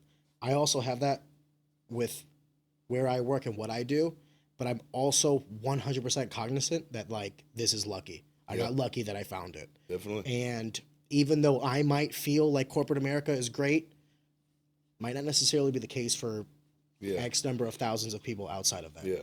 Which is why my corporate office is not quite corporate. So but then again, you were telling me about the video cameras and stuff like that. So it's like kind of wild. But then I'll tell you what, I don't have a fucking video camera on me. You know what I mean? I can pick my nose. I can do whatever the fuck I want in the office. No one knows I'm going to do it. Well, those are at the regulated dispensaries. Forgive me. I'm sorry. I'm just saying. I was like, damn, that's some Big Brother shit if I ever heard it. Oh man, they're in the trucks. Invasive. Oh yeah. That's where I like to get down. Yeah. Dude, I wish I could go back to like Smirnoff Ices and like getting drunk off Bud Light. Cause now it's like, I'm serious. I used to be able to like with $20, I could have fucking fun. You talk about bullying earlier. If you drank Smirnoff Ice, you'd get bullied. Back in the day? Yeah. Shit. Dude, when I was in high school, we none of us knew what the fuck we were doing. Yeah. Like, we all thought we were cool, you know what I mean? But looking back on it, I remember we used to like play beer pong with the Natty Light. Because it was the cheapest beer. And if you drank enough of it, you were bound to get drunk. Do you remember Zima? Yes. Zima. Yes. Smirnoff Ice, Zima, Corona with lime. That was a big one. Yeah. This was like before the seltzers and stuff now. Yeah, now I feel before like partying. Full Locals, before all that stuff. Before we get on to the next topic, do you feel like partying hard is no longer a thing? When I look at like kids nowadays, drinking, but even then it's like seltzers and like 7-8% alcohol, and like a part of me is like, fucking pussy.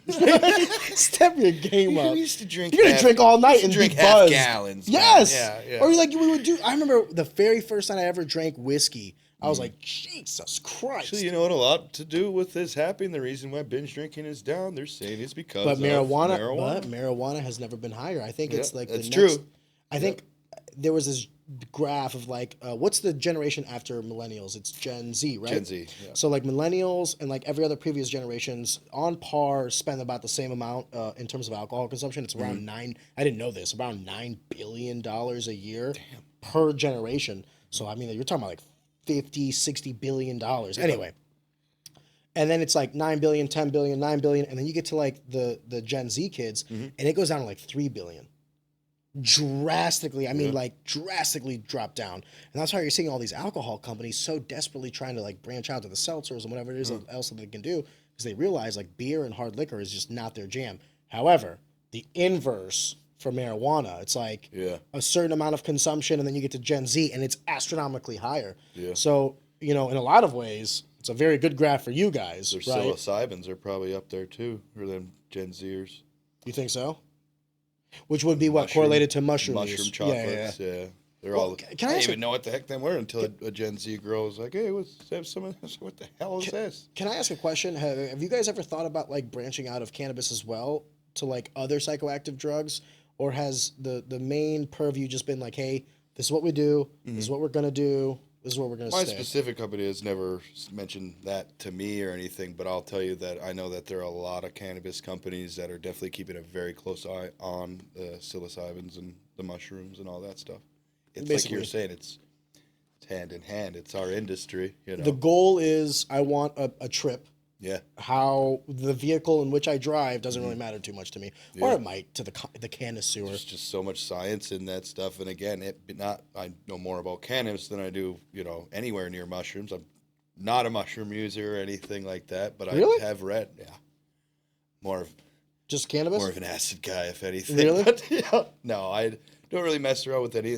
I'm fucking 36 now, man. I'll freak out. Yeah, but I'm assuming this is gonna get really dark really fast. Sorry. So I'll tell you what, and I'll start. Maybe I'll open the waters, but I'm not trying to get anything out of you. No, I've done acid. I've snorted cocaine. I've smoked weed. I've ate weed. I've done mushrooms. I've basically done everything at least once, with the exception of like meth, heroin. Yeah, like I never really went to those. It was always Same. the recreationals. Yeah. I will say this though. One time I went to the hospital and was given morphine, and I was like, yo, where can I get this? I know, yeah. And the nurse was like, Yeah. oh, you can't buy morphine. I was like, fuck, is there anything like morphine that I could buy? And she goes, without missing a beat, she goes, heroin. And I was like, no wonder everyone does like it. Just like, I was like, oh, this is heroin? Yeah. Like, fuck me. Like, no wonder everyone's doing the H.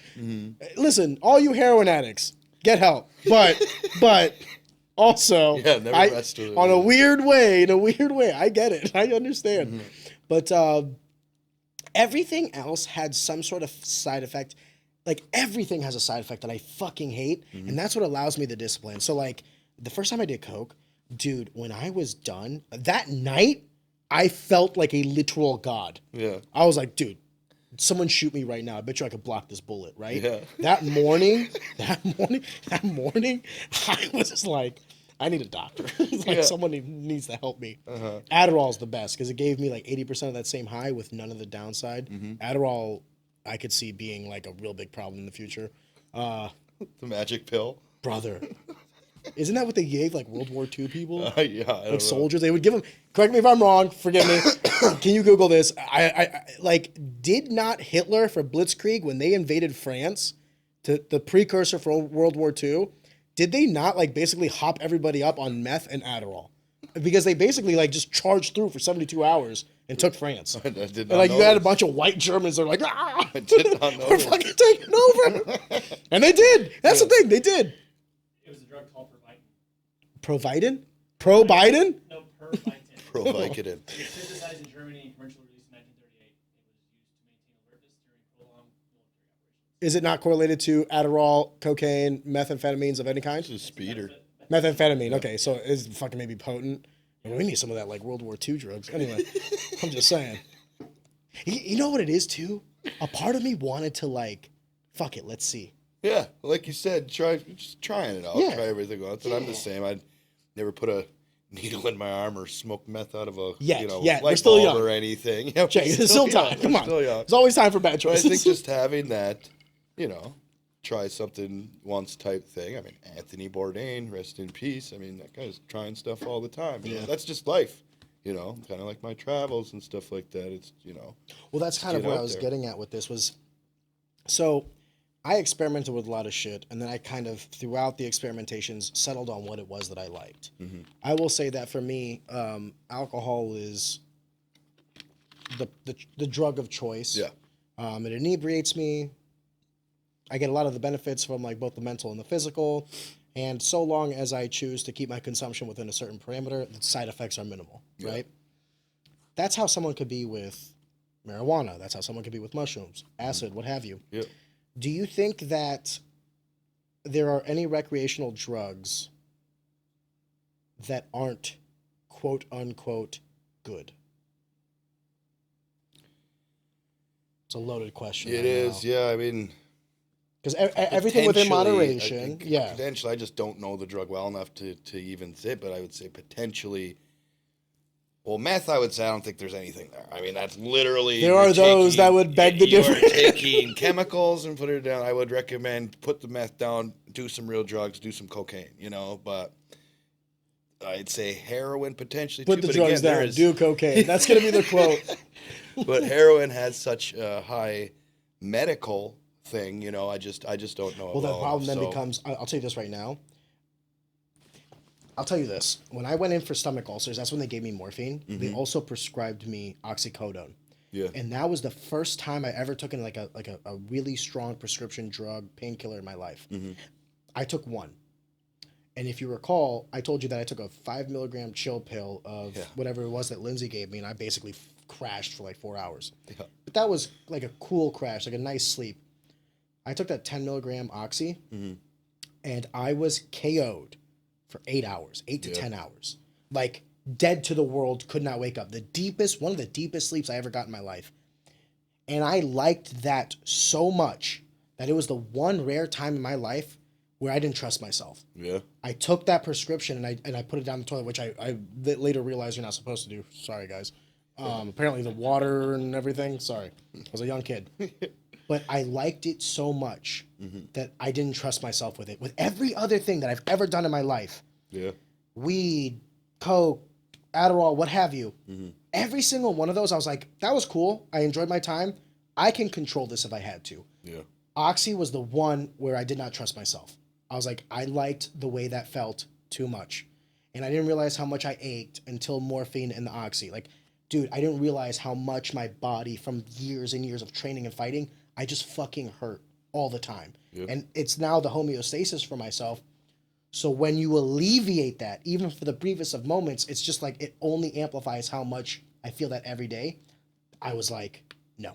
Yeah. And I can understand why so many people are addicted to it. The opioid epidemic, to me, if we want to talk about like the war on drugs, like then let's fucking talk about it. And let's talk about how prescription drugs are en masse killing people versus what I would call recreational. Well, they had what you're talking about, Oxycontin. They had Oxycontin to prescribe them to get them sick and everything, but to get them off the Oxycontin, then you're described methadone. Yes. Which is a whole nother drug addiction in itself. So to get over an addiction, they're going to throw you another drug to get over this addiction, in which you can get addicted to that drug. And talk about a mind fuck. Not only that, but the amount of damage that it does on the liver to like. Oh yeah. So listen, the liver is the one that processes all of these drugs. So I'm sure everything from smoking weed. Well, actually, correct me if I'm wrong. Doesn't like THC enter the bloodstream through the lungs and like the blood? So like whether you eat weed or smoke weed, it's like a different high. It all hits. Yeah, it eventually hits a bloodstream.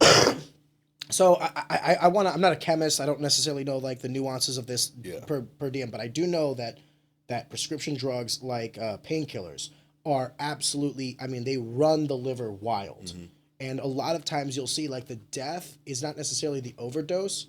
If it's not the overdose, it will inevitably be liver failure. Your liver can no longer keep up with just the amount of shit that you're pumping through it through the act of the painkillers, and it's funny how. I used to think so nonchalantly about this shit. Oh, addiction. Like, just fucking stop being a pussy and say no. You know what I mean? Brother. Now I just shut the fuck up. Yeah, I'm it's just like, bitch. dude, I'm sorry. That's rough. I hope you can get through it. Do the 10 steps, whatever it is that you got to do. Yeah. I think it goes back to that original thing that we said, education.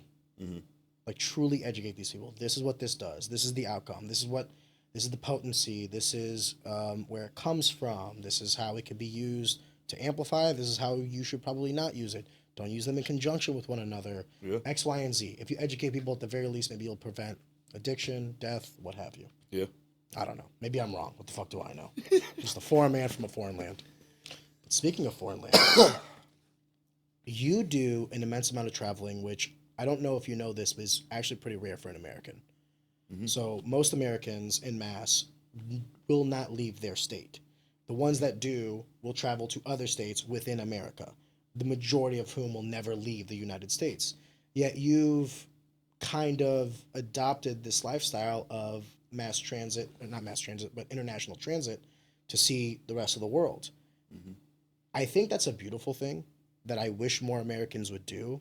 But before we get into that, I want to ask, why is it or how is it that you even stumbled upon this lifestyle of wanting to travel? What was it about the greater expanse of our world that drove you to it?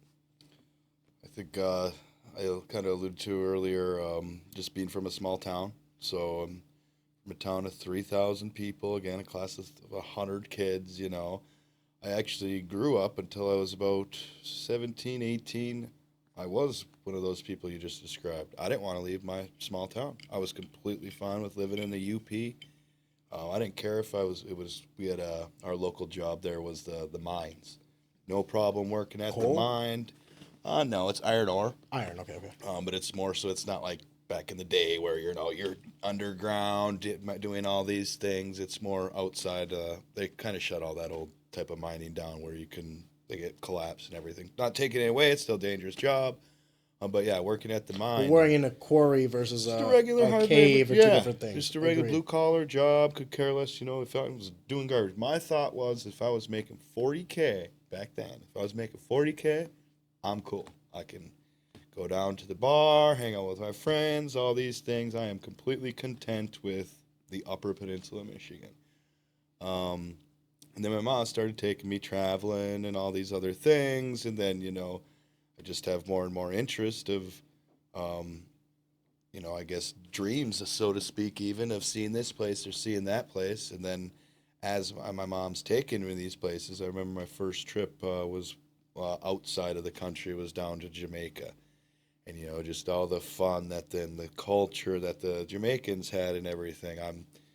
I love reggae music, I really love reggaeton music, even more so. But just seeing that different sense, like Jamaica's much different than the United States from, it is a poverty-stricken, country and everything, a very poor country. At the same time, they have so much joy to them, they have, everybody knows Bob Marley and his way of life, don't worry, be happy, one love, so to speak. They really, truly, that exists, man. I mean, it's, they say Irie down there, everything's going to be Irie, everything's going to be all right. So just getting out and talking with people and, that's really just what kind of got my passion going to it. And then, of course, finally being more so of, again, Mom booted me from the house, more so of being pushed out of the nest and going to Colorado. Well, that in itself, for me, being such a small town, that was like leaving a country. I was up in the UP and now moving to Colorado and up in where I'm from, but it's 99% white people. It's all white people up in the Upper Peninsula. There's, we have Native Americans and stuff like that, but there's really not too much culture up there, So going to Colorado and... When you say culture, do you mean like a differing of culture? Because white people have culture. What do you call French fries? What do you call hamburgers? What do you call the culture that what do you call truck nuts? The That's culture that I've always grown up. The culture that it's different from what you knew. Correct. Yeah, the culture different from what I knew. Because in the UP, you're right. There's more culture up there than a lot of places. We have the Finnish, Cornish, all these different things, and it's the best food around. But yeah, you're right. There is a lot of culture in there, but just growing up in it and just seeing the same people, the same, and I know I'm going to get smoked by my friends back home for this, but the same sort of somewhat small-minded mentality. Of course. Because it is a small town, because, we don't have differences in these things. Everybody believes in the same thing. Jake, that exists here. Yeah. St. Louis. Oh, it's big time. You know what I mean? Like, yeah. that's... This is the biggest I don't think it's an insult. town I think I've ever been in. Yeah, I don't think it's an insult. Dude, everyone knows everybody. Yeah. I don't think it's an insult. I think it's an observation. Yeah. You know what I mean? Yeah. So with that and everything, yeah, just being from that. But when I got out to Colorado, like, so much new things, and I was just so excited to go to Manitou Springs, which is a city just like right on the border of Colorado Springs where I moved, or to go up to Denver and walk up into the mountains and everything. It's like, Jesus Christ, this stuff is insane. So I think just more and more I've seen more new places. I've just keep having this interest level is just spiking, going through the roof. So that's why I'm interested in this, because it's like, when you talk to someone about traveling, it's not about like going to the places. I have the means to go to any other country that I want and see everything that I want to see. Can I be honest with you? I don't care. I don't care. I don't care about going other places. Like my mentality is so focused on here, building something here, doing something here, that seeing someone like you who fancies traveling. My wife always hounds me. She's like, we need to go this place. We need to go that place. I'm like, why? Yeah. For what? She's like, well, we have to experience it. And it's just, I don't know how better to describe it than it's just a foreign concept to me. And I'm a foreigner. Yeah. Like I came from a different country, came here, but I've grown up in America for the majority of my childhood and adult life. I always think to myself, like, it kind of comes from like a patriotism thing of like, I think America's so great that I'm like, the fuck do I want to go anywhere else for? Oh God. I know. What? Now, do Can I think ask you a question? Yeah. And this is probably get me a little bit. So why?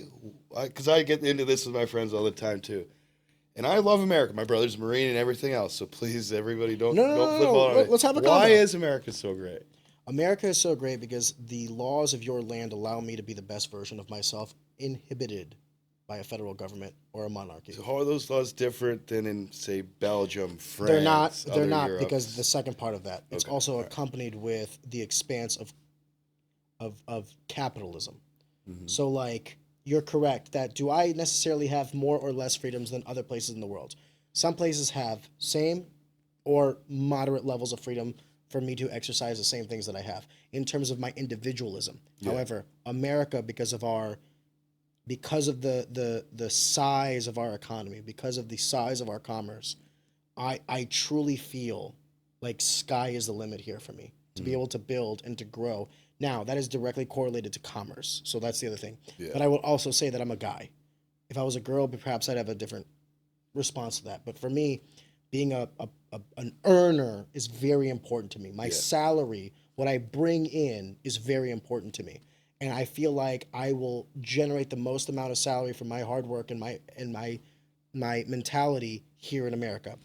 Could I go to the UK and be successful? Yeah. Could I go to any other country and be successful? I agree with that, but I will not be as successful as I am in America. So in that sense, it's both of those things. Like, yes, it's the laws of our land, the Declaration of Independence, the Bill of Rights, the amendments thereafter, but it's also the health of our economy. And then more importantly, it's my childhood.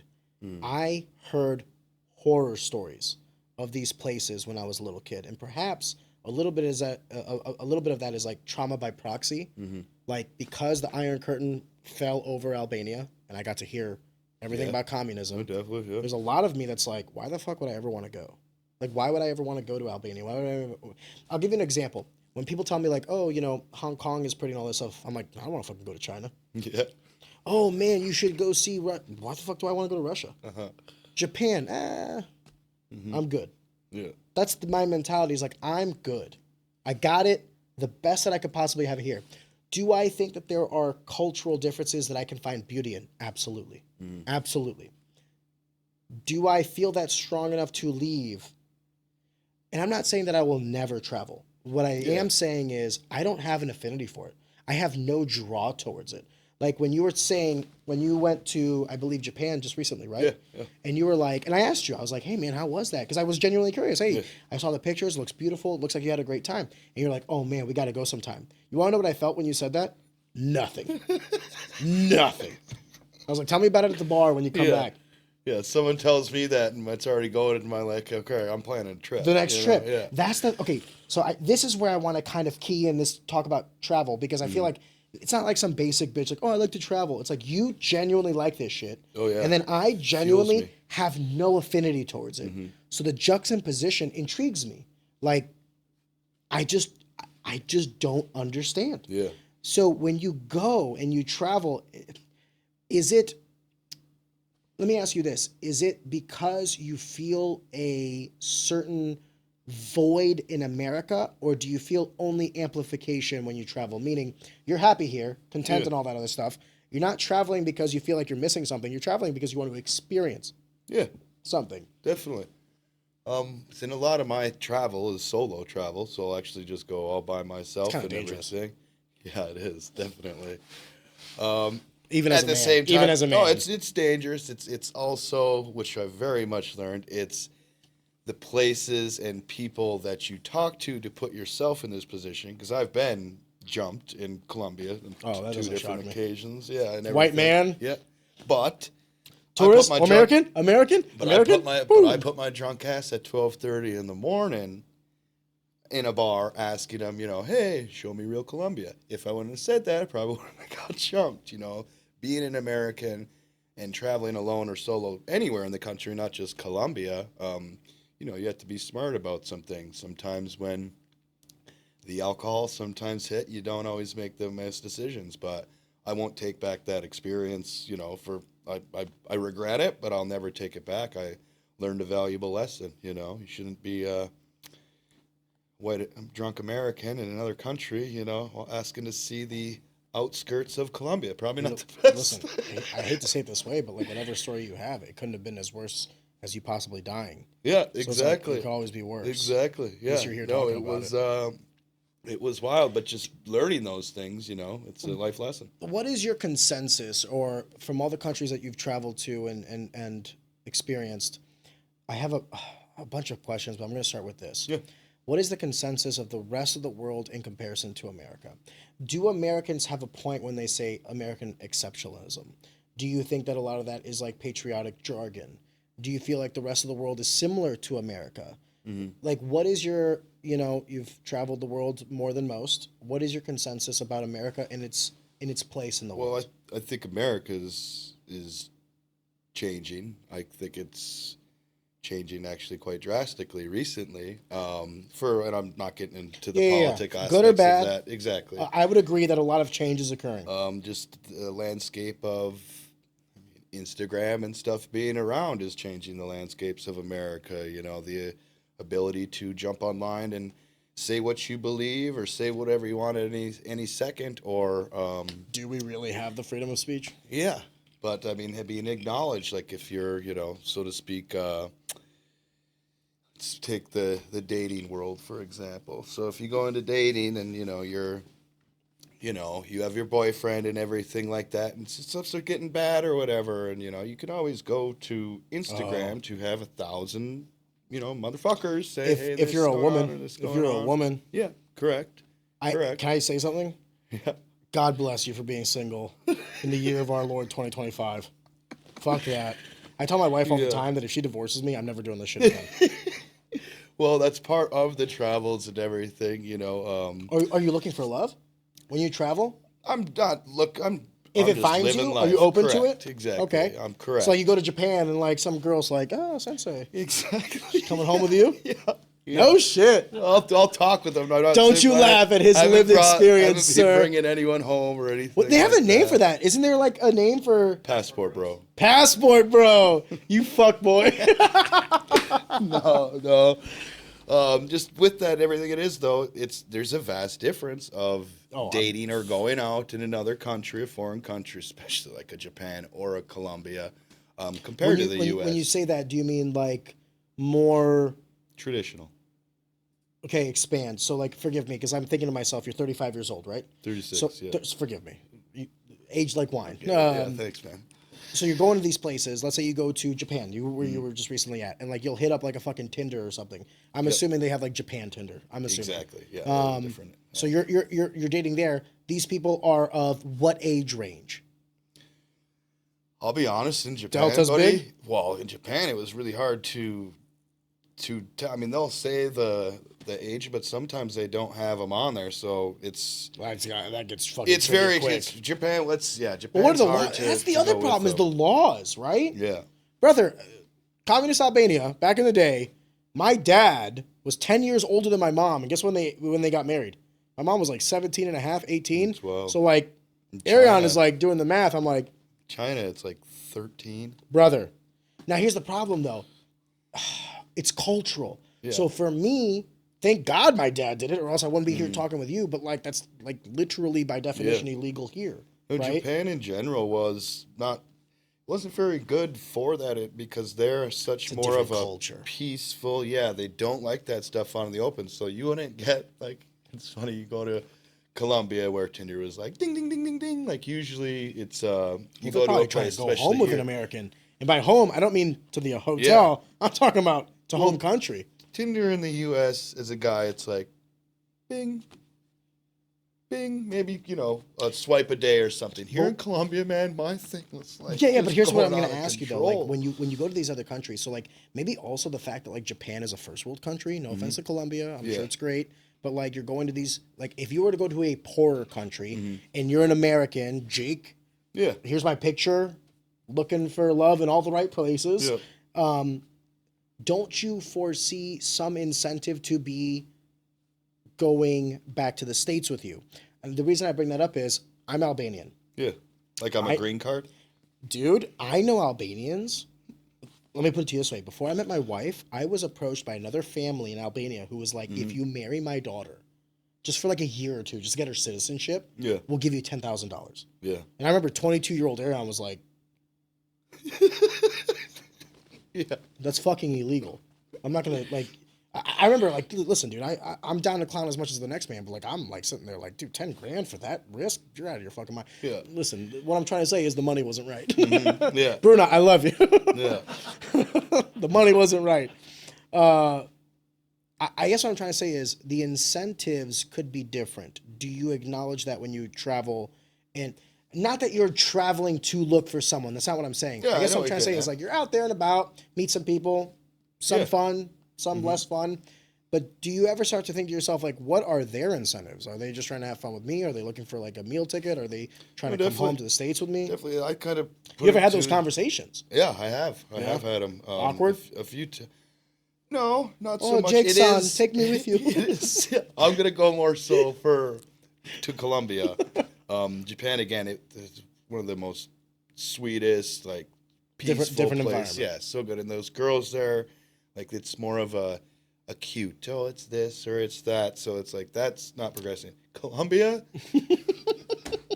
These girls get down. Dude, they invented the BBL. Yeah. In Colombia, it's a little bit different because that's where you as a guy, especially a solo traveler, you have to watch yourself.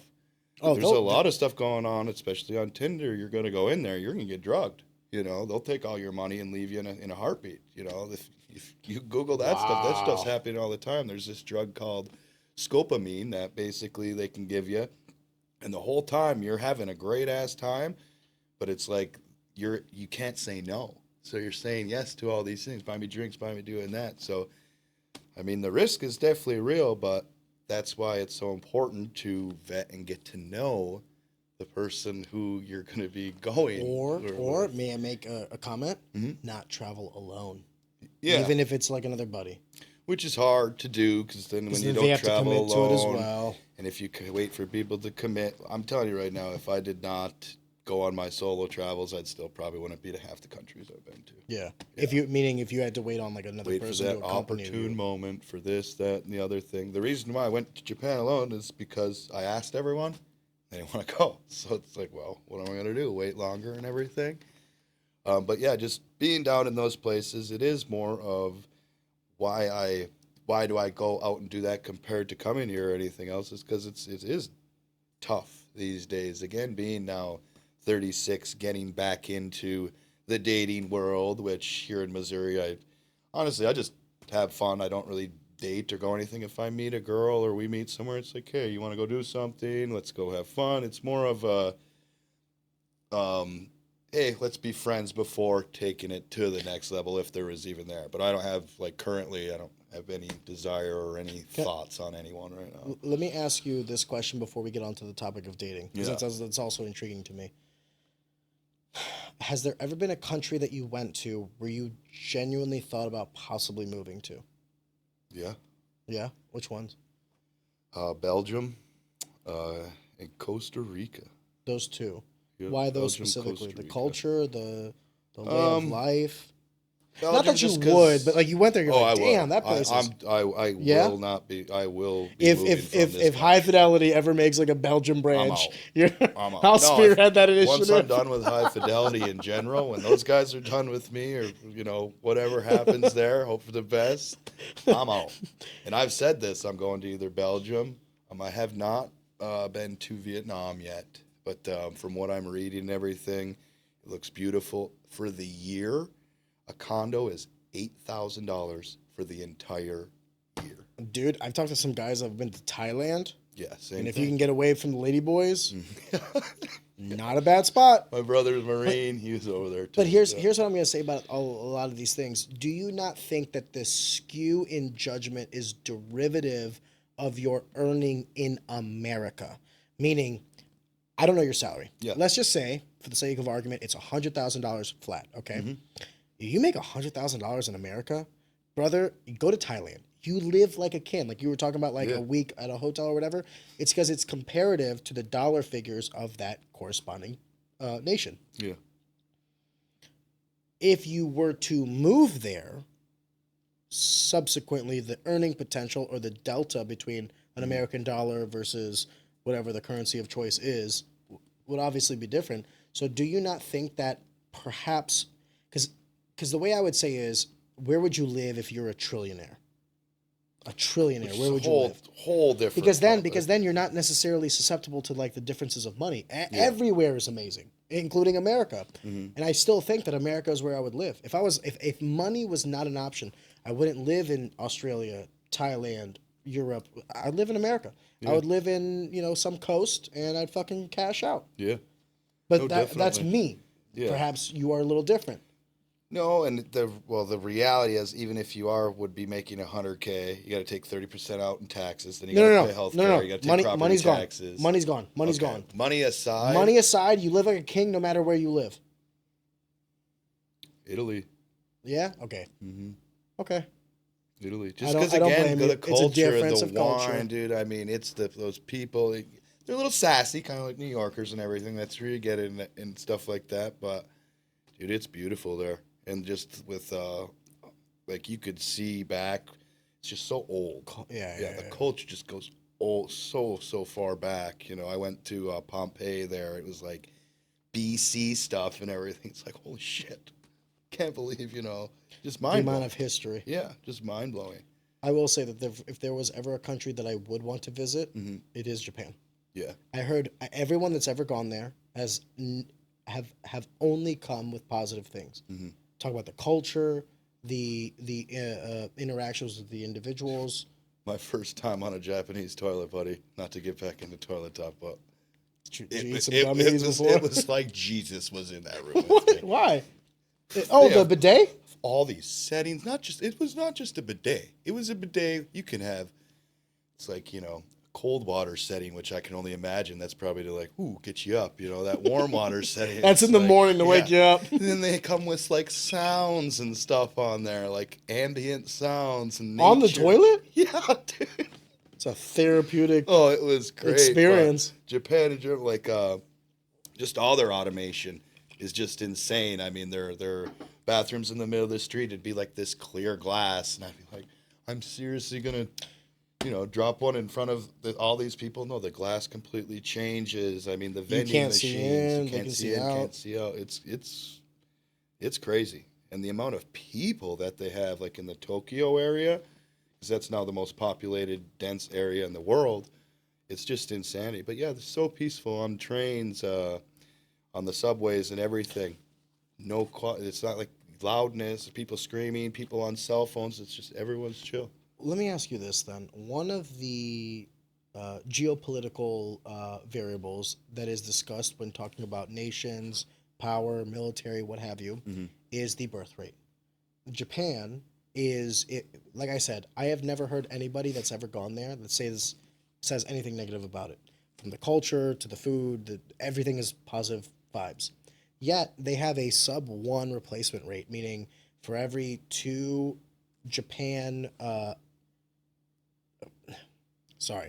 for every 1 Japanese woman of birthing years, from like 15 to whatever, they'll have less than 1 kid, which is not the replacement rate, because obviously a man and a woman will die. Yeah. Plus, you want to at least be over 2.1 because of mortality rates. Like, not every child, unfortunately, that is born lives to maturity, right, to have another kid.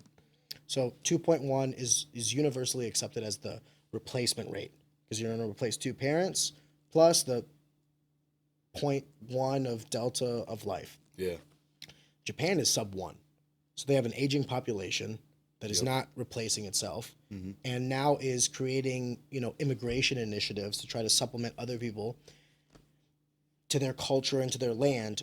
How is it, and perhaps this isn't the best person to ask, because I'm not trying to like lead you to a political conversation, but you've been there, you've seen the culture, so I'm trying to get a little bit more nuance than just numbers.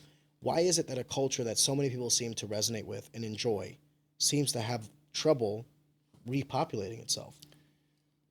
From what? Because it's funny, I actually talked to a couple people over there, tried to In Japan? speak towards it, and everything. Google Translate. And Where's your weed? Their divorce rates are, No way. Yeah, their divorce rates are Okay, but quite that- substantial. The argument then would be that divorce doesn't necessarily have to correlate with like not having children, Mm-hmm. unless people are like super infertile in the culture. Because I know that this is how it is in Albania. Yeah. If like a woman cannot provide babies, it is like okay Yeah. for the guy to then divorce her and then find another woman that can. Yeah. Which blew my fucking mind. I was like, that's wild. Well, then also it's a lot more traditional, and you know, even down to depending on where it is, how the girl was raised and how she dresses and everything like that is a little bit more traditional from that aspect. So it's not like you're not going to go on at a date or even 10 dates and like end up in bed or anything. It's like this is going to be a long time thing, you know. So obviously you're talking about the dating in Japan or the culture in Japan, whatever way you want to describe it, is more traditional / conservative. And whenever I talk to anybody from Jackie to a plethora of people, it seems like the sexual liberation of Americans has been both a pro and a con, and that people can't necessarily pinpoint whether or not it's one more than the other. I would also say that, like, you know, me and my wife did not wait till marriage. That's why we had a baby before, right? But we made it work, less than a conservative path, right? Mm-hmm. Do you think that the cultural norms shifting in America have made dating better or worse? Or better and worse? Yeah. Again, speaking Anecdotally. personally, Just yes, yourself. personally, and everything else, and a blanket statement across. But yeah, dating in the U.S., in my opinion, now is it's scary, man. It sucks, honestly. Well, let's talk about this. What is your designated outcome? Are you looking to like get married and have kids? Like, before we talk about your dating, Yeah. what is it that you're looking for? I'm just looking for someone to A partner. to chill out with. Even not even a partner where it's like, oh, we're going to move in together or anything. I just want to meet someone to like go have some fun with, and yeah, if things lead into, you know, the next step, great. That's the next step. But yeah, I don't even want to do that these days. It's like you got to have certain status with it and everything. And even if you do go on these dates and everything, you know, it's you don't really have the traditional aspects of it anymore. What, of dating? Yeah, just of what, you know. And when I say traditional, I mean, you know, back in the day. It makes me sound terribly old, but back when I used to go out on dates, and again, a little bit more aspect is was married for a while and everything. I don't know if you knew that. I had no fucking clue. Yeah. I was married for over a decade, quite a long time, you know. Holy shit. Yeah, long time. When did you get married? Got married in 2015, and then divorced. Dude, recently. Yeah, and then I got divorced in 22, but that person who I was married to, I knew her since middle school. So we were together for the longest time. I'm sorry. Yeah. I had no fucking clue, dude. No, it was good. It, like, honestly, ended Mutual? perfectly fine. Yep, she Okay. moved on. We grew apart and everything like that. And honestly, out of the entire relationship, as much fun as we had and everything, that's probably the most respect I have for both of us in there. It ended like. Do you still it was talk to fine. her? Or? No, we're we done. don't talk or anything. It We was what it acknowledge was. each other, like if a bill comes in the mail or vice versa. Hey, this is you know, yours. it's like exactly. Hopefully. Yeah, but we're from the same small town that I was talking about, like a year apart. Her friends are my friends. Gotcha. It's inevitable that we won't always be somewhat tied together. So it's fine, you know, and everything like that. But at the I had same no time, idea, man. I'm so sorry. Oh no, it's good, man. Again, I'm sitting here talking about dating as if like, no, I've been there. I've done for that. a long time, yeah. But then coming out of it again, being 36, Culture shock? being in that relationship forever. Because again, I was with her for the longest time. You know, I was married for that long, but we were living together and everything. Yeah. Basically, the entire time I was in Colorado, I was with her. You know, so yeah, culture shock, back into it and everything else. And then when I got divorced, I'm now living in Florida. I pop on Tinder, which didn't even know how to work this damn thing or how it worked. And then suddenly, I have all these, these girls and everything popping up on Tinder. But I'm swiping, but I get no swipes going back or anything like that. And Dude, that's the average man's yeah. reaction or Not when you go to outcome of Tinder. Not when you go to Colombia. Okay, the incentives are different, brother. Yeah. Why did you never try? So you're obviously. I've had a bunch of friends who have gone through like Bumble and Tinder and have found success from both. Of them, Bumble seems to be the one that is like more conducive to like long-term relationships. I know 3 people that have been married from Bumble, 1 from Tinder, so 3 to 1. You obviously are accepting of online dating through an app or whatever. Have you ever tried one of the ones that? And I don't mean to sound like I'm not trying to like criticize Tinder or anything. Yeah. No, have you I know ever what tried you like or thought about trying like the ones that ask you like more questions, try to do more of an algorithm, The try Hinge or this Yeah. or that. And yeah. And again, Have you thought about shifting? Being married for that long, the reason for the apps is because I'm not necessarily looking to jump right back into marriage. Or Also any of that fair. stuff. Also fair. I Yeah. see what you're saying. Yeah. I see what you're saying. If I wanted a life partner, or Looking for something, love in I all the will- right I will places go to for the- tonight. Yeah, I will go to the gym, or I Is will that go is that meet prolific at someone your age? Forgive me organically. for asking it in What's that way. Like, is hookup culture still like a thing? I would assume women are also trying to lock down men. I think that's pretty much all it is. That's No why shit. it's so hard to navigate. Like, Okay. I'll go around these Well, hold up. bars. No, and you're sending me everything. mixed signals right now because you're saying at the same time that like you're not necessarily looking for anything long term. Mm. And then I'm asking you if they are, and you're saying they're not. So then I would assume that you're extremely happy then because they're not looking for anything long term. Neither are you. Is that what I'm hearing?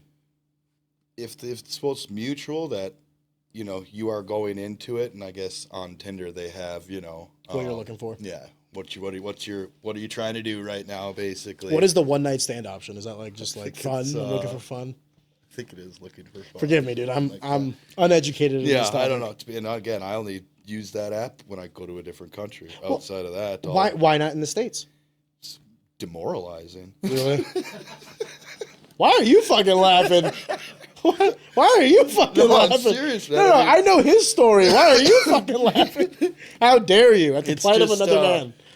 Again, from Florida to this place to anything else, and yeah, it's just you don't get too much, or when you do get it or whatever, you text back and they're like, yeah, it doesn't really hit home for me on there. And again, living in Missouri, and you guys have a lot of stuff to go do around here, so you can meet people in a more organic way, especially where I live in that Soulard area. Like, Dude, you're like I can walk out the front door and there's all these people and everything else. If you want to hook up, you can go hook up with someone. It's not too hard. But being not completely religious, being a religious person, everything, that's not As what the I'm Catholic necessarily that you called. are. Yes, exactly. The honest altar boy that I am. I'm not looking to jump in bed with someone or anything like that. Also, probably catch something. In a Do good you, way do you of doing think that too. is a lost art? Meaning, I'm all for everyone expressing themselves sexually however they want. Yeah, Gay, to each straight, their own. a lot of partners, a little partners. But do you think that the act of like trying to form a genuine bond before sexual interaction, is that gone? Is it sex first now? I think the reason why you see just divorce rates skyrocketing and everything is that our grandparents and some parents, depending on their age, it's like you used to have kind of one life partner. I mean, it was our grandparents especially, like there wasn't people sleeping with this person or this person. These days now, Before they got together. yeah, correct. Now, after high school, I think the average is you've been with a minimum of like 5 people by the time you hit college or whatever. If you have been dating or you're about to get married, your wife has slept with 5 other people. They have 5 other people to compare you to on all these different aspects compared to whether this be good or bad. This is just statistically. If you go back towards then, they've only, my grandma and grandma were together forever and they've only met each other, And again, you could take that this way or this way, but that's how it leads into other countries where it is more traditional in that aspect. Let me pose to you this question. While I agree with your synopsis of recency bias and bias in general, because you're now comparing multiple partners, there would be the argument that like having multiple partners then allows you the the fortune of knowing what it is that you want, so better educating yourself. But I would offer you this other variable, and I'm curious to see if you agree with me or disagree with me. The previous generations were also susceptible to being able to sustain themselves with one income.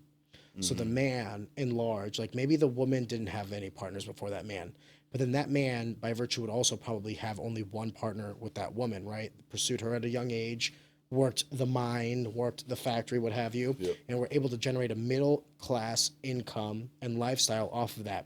There were respect from the woman to the man because he was the one that was facilitating the lifestyle, and there was respect from the man to the woman because she was allowing for the home to be the castle, right? Yeah. In an age where women, correct me if I'm wrong on this one, Matt, but we now live in an age where women, younger women between the ages of 22 to 26 now out-earn men. And it is only until the later years that men will then once again out-earn women. But right now, for the first time in human history, women are out-earning men. Young women are out-earning young men. Under 30, thank you. I just wanted to make sure that I wasn't incorrect on that one. I appreciate that. So right now we live in an age where, you know, for the last better part of my lifetime, I've heard about the gender gap. Yeah. Women make 70 cents of the dollar, 80 cents of the dollar, whatever it was. Now the numbers are coming in like, no, women now, under the age of 30, are making more than men. Now, why they don't afterwards, whether it's having babies, whether it's, you know, maybe it is a boys' club at the C-suite, who knows? Right now, at the younger age, when women can have children and should be settling down for the childbearing years, they're not. And now they're out-earning men. So it's not security that they get from men anymore. It's not in a sense of protection because, I mean, any woman can have a gun in her purse. What is it that men provide? Companionship? Well, then if it's solely companionship, well, then we're going to compete. Do you think that's good or bad? Or maybe it's and bad. Yeah, I think there's a little bit of both in there. Because it seems like both sexes are unhappy. I think that's Every that's woman I very talk to, apparent. and Yeah. every man I talk to, and every woman I talk to, if they're over the age of 30 and we're talking about dating, landmines. Yeah. There seems to be a disconnect. Yeah. Sometimes the guys I tell, some could be, a respect thing going on here now because some men don't feel as respected as they once did because now, to provide, and again, you got to kind of take it back to I don't mean to go all the way back to the beginning, but Adam and Eve at the very beginning, like men are She should have never bit that apple. We would have been fine. Men were made and built to provide. Like that, the reason, and I'll say like one of the things is the reason why I do go traveling and do all these things too is, buddy, I am single. I don't have kids. I am not providing for anyone, and there is a little bit of a missing gap there. A lot of people, my buddies, and they were there. Man, you should be completely fine, buddy. You got nothing going on and everything. It's like, dude, I hate that shit. I was built. As being a man, I was built to provide, and I'm not providing. And someday, some great way, Jake, do you want kids? Do you want a wife? Like, listen. I don't want kids. I'm like 99% sure about that. You don't or do? I do not. Okay. I do not. But I'd like not even a wife, but I'd like a friend, a partner. That seems like a very low barrier to entry. Usually what it is like, this is what I hear. And you could tell me, Ariane, they're feeding you shit. Yeah. Tell me. I usually hear that men, I'm going to get so much flack for this. Usually it's single men who have to deal with older women that have higher standards than what they are willing to give. Perhaps the women want to gain ground in certain aspects that the men are just like, hey, that's a red line for me. I'm not going to cross that. And then women are also in this position where they can ask for more because they provide more. They're also in the same boat of like, I don't need you, I want you. This is what I want. And men are in this position where they're like, well, I don't need you, I want you. This is what I want.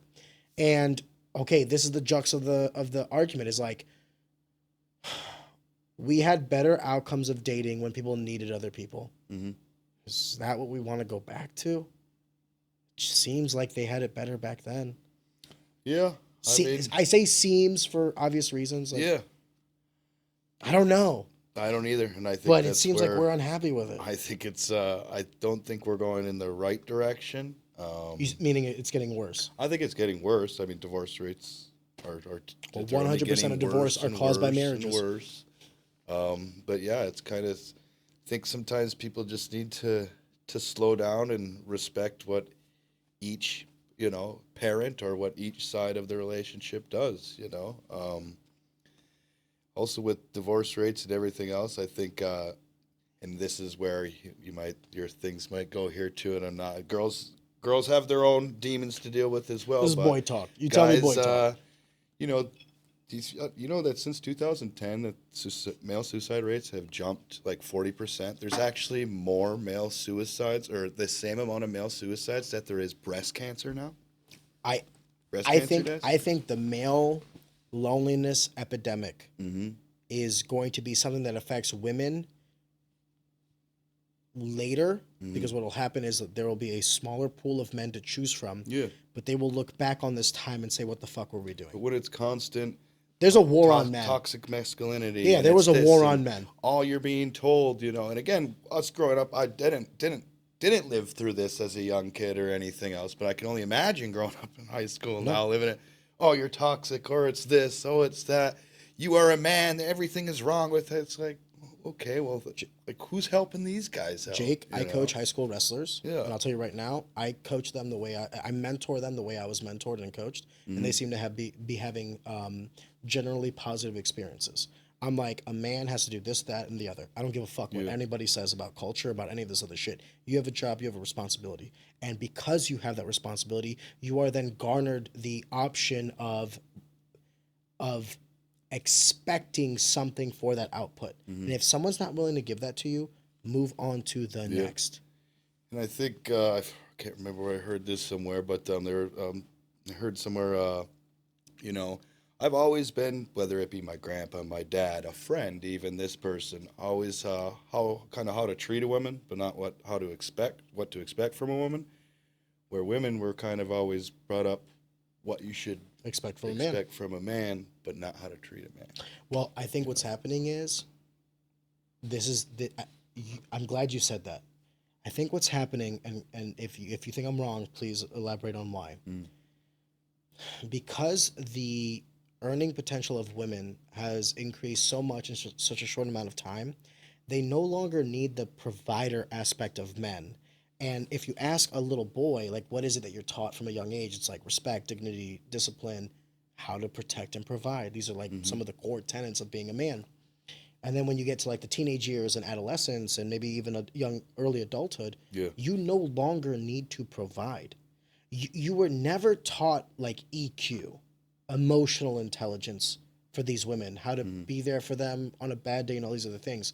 Simultaneously, I don't think women hold the mantle of earners well.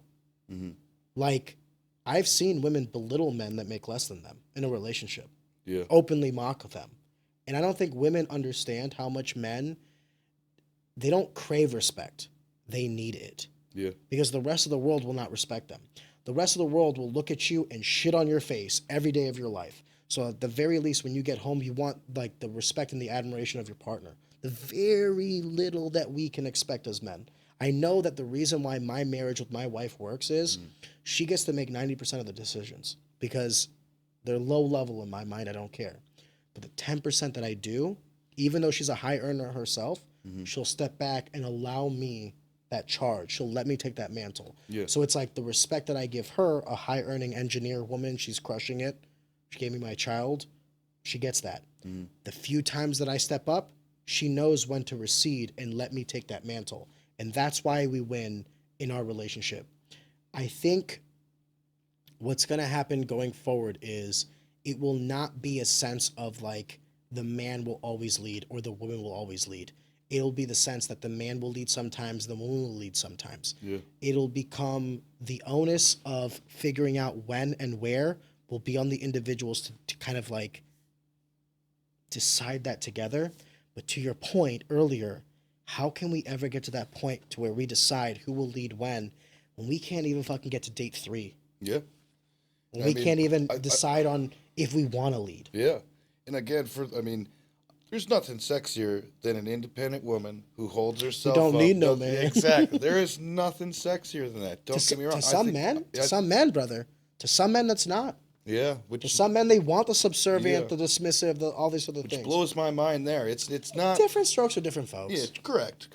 Doesn't work for you, doesn't work for me, but it works for some. Yeah. But to me, that is a very sexy thing. It's just, that can, it does, you don't have to take that same I'm a bad bitch thing back all home the with time. you. Like, I know that you're that way. You can show a little bit more emotion over to me. You can act like a female in front of me. It's okay. It's safe. But now, like, people only want to let their guard down with their own partner. Yeah. Like, even from the male side of things, too. It's like, it's really hard for us males to sit down one-on-one and communicate with the partner and tell them, oh, this is what I feel, this is what I feel. Not necessarily that... to let the guard down a little Yeah, bit. exactly. Not that your wife or significant other is going to laugh at you or anything like that, but we've always been raised as men to bury that shit down. You don't fucking bring it up. Ain't nobody want to hear you cry or anything else. It'd be nice to have, that badass, independent woman, everything, drop her guard down and maybe come over to the side and like, hey, I appreciate you. I know that you're doing this. And even if the woman is bringing home the money and everything else, it's like, well, there are other aspects. As a male, he's still providing the same way as if a woman was not the breadwinner and she's their nurturer at home. You come home and it's like, you're taking care of the kids. This job's 10 times more important than my job, bringing the money in. So I have one more question for you regarding this, then we can end the conversation. Yeah. And thank you so much for the time you've given me. No, I appreciate it, Aaron. It's a good time. I'm assuming you're aware of like the pill community, the red pill community, the black pill community, these communities. Yeah. For those that are uninitiated, the red pill community would be like your Andrew Tates, like your masculinity personified through the toxicity of earning, protecting these things. Mm-hmm. I think there is a place for aspects of this lifestyle, but the problem is, the one size shoe does not fit all. Yeah. Then the black pill community which I would describe the red pill community as a little bit too much. Yeah. The black pill community is like basically like fuck women, we hate women, all these other things. Black pill community needs to die because that is going to result in the death of humanity, right? Yeah. The red pill community, the problem with them is I can see certain aspects that have merit, while subsequently certain aspects that no longer do because of the time. Yeah. What do you think about men's reaction to the liberation of women? Women have never been able to, women for the first time in human history have never earned as much as they're earning, have never had as much autonomy as they have never had such sexual liberation as they have, and more importantly, with the advances of technology, we collectively as a society can kind of subvert some of the repercussions of those sexual acts.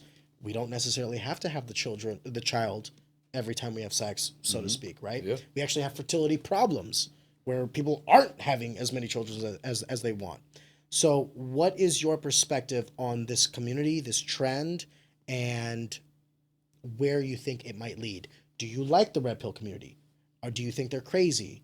I'm interested to hear your take as a single man. I think they're the Andrew Tates and those guys. I think that they're a little extreme. Yeah, actually quite extreme.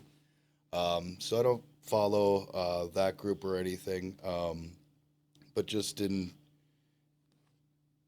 yeah, buddy. I don't know. I would like to say that seeing all that and everything, like sometimes that red pill community or the Andrew Tates and stuff, they kind of feel, I don't want to say offended, but that could be potentially something wrong with that movement. I think it's great. I think it's fantastic. I think women should be, making whatever a man could do and everything else. Someone hurt them. I just think that someone hurt them.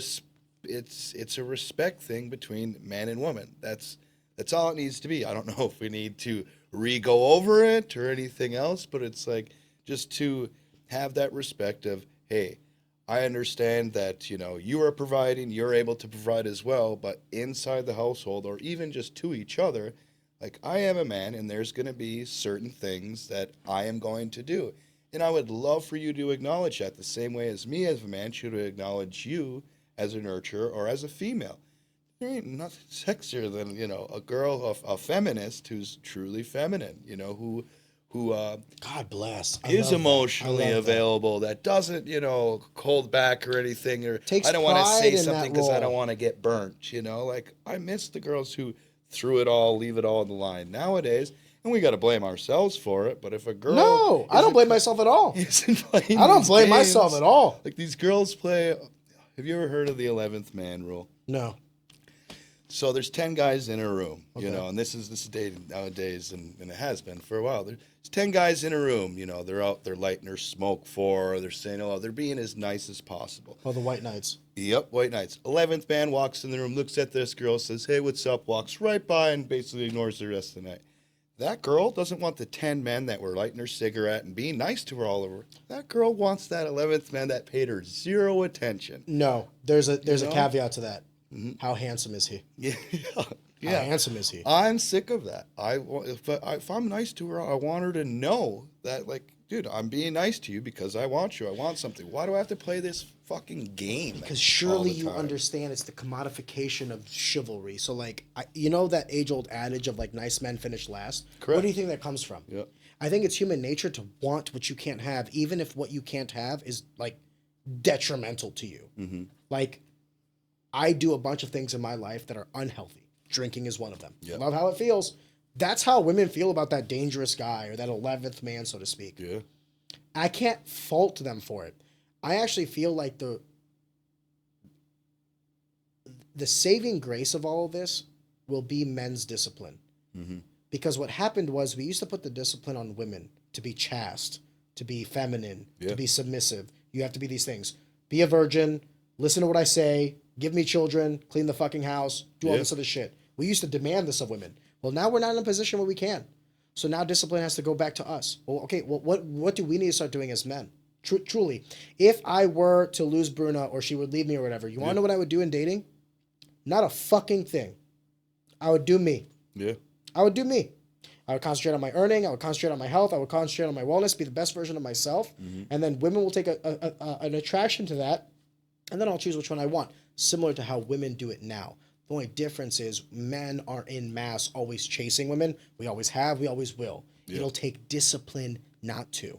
Yeah. You'll have to be the 11th man. Yeah, I agree You'll with have you. to be the one that walks in the room and sees all the other white knights fawning over this woman. And you can see that this woman is not sexually she's not sexually aroused by these men. She's not intellectually aroused by them because they're all a dime a dozen to her because she has so many. Mm-hmm. She wants the one, even if that person isn't the one, even if that person might not be the best person to Yeah. choose from. How does she know? It's the only thing that's different. It's the only thing that gives her any sorts of,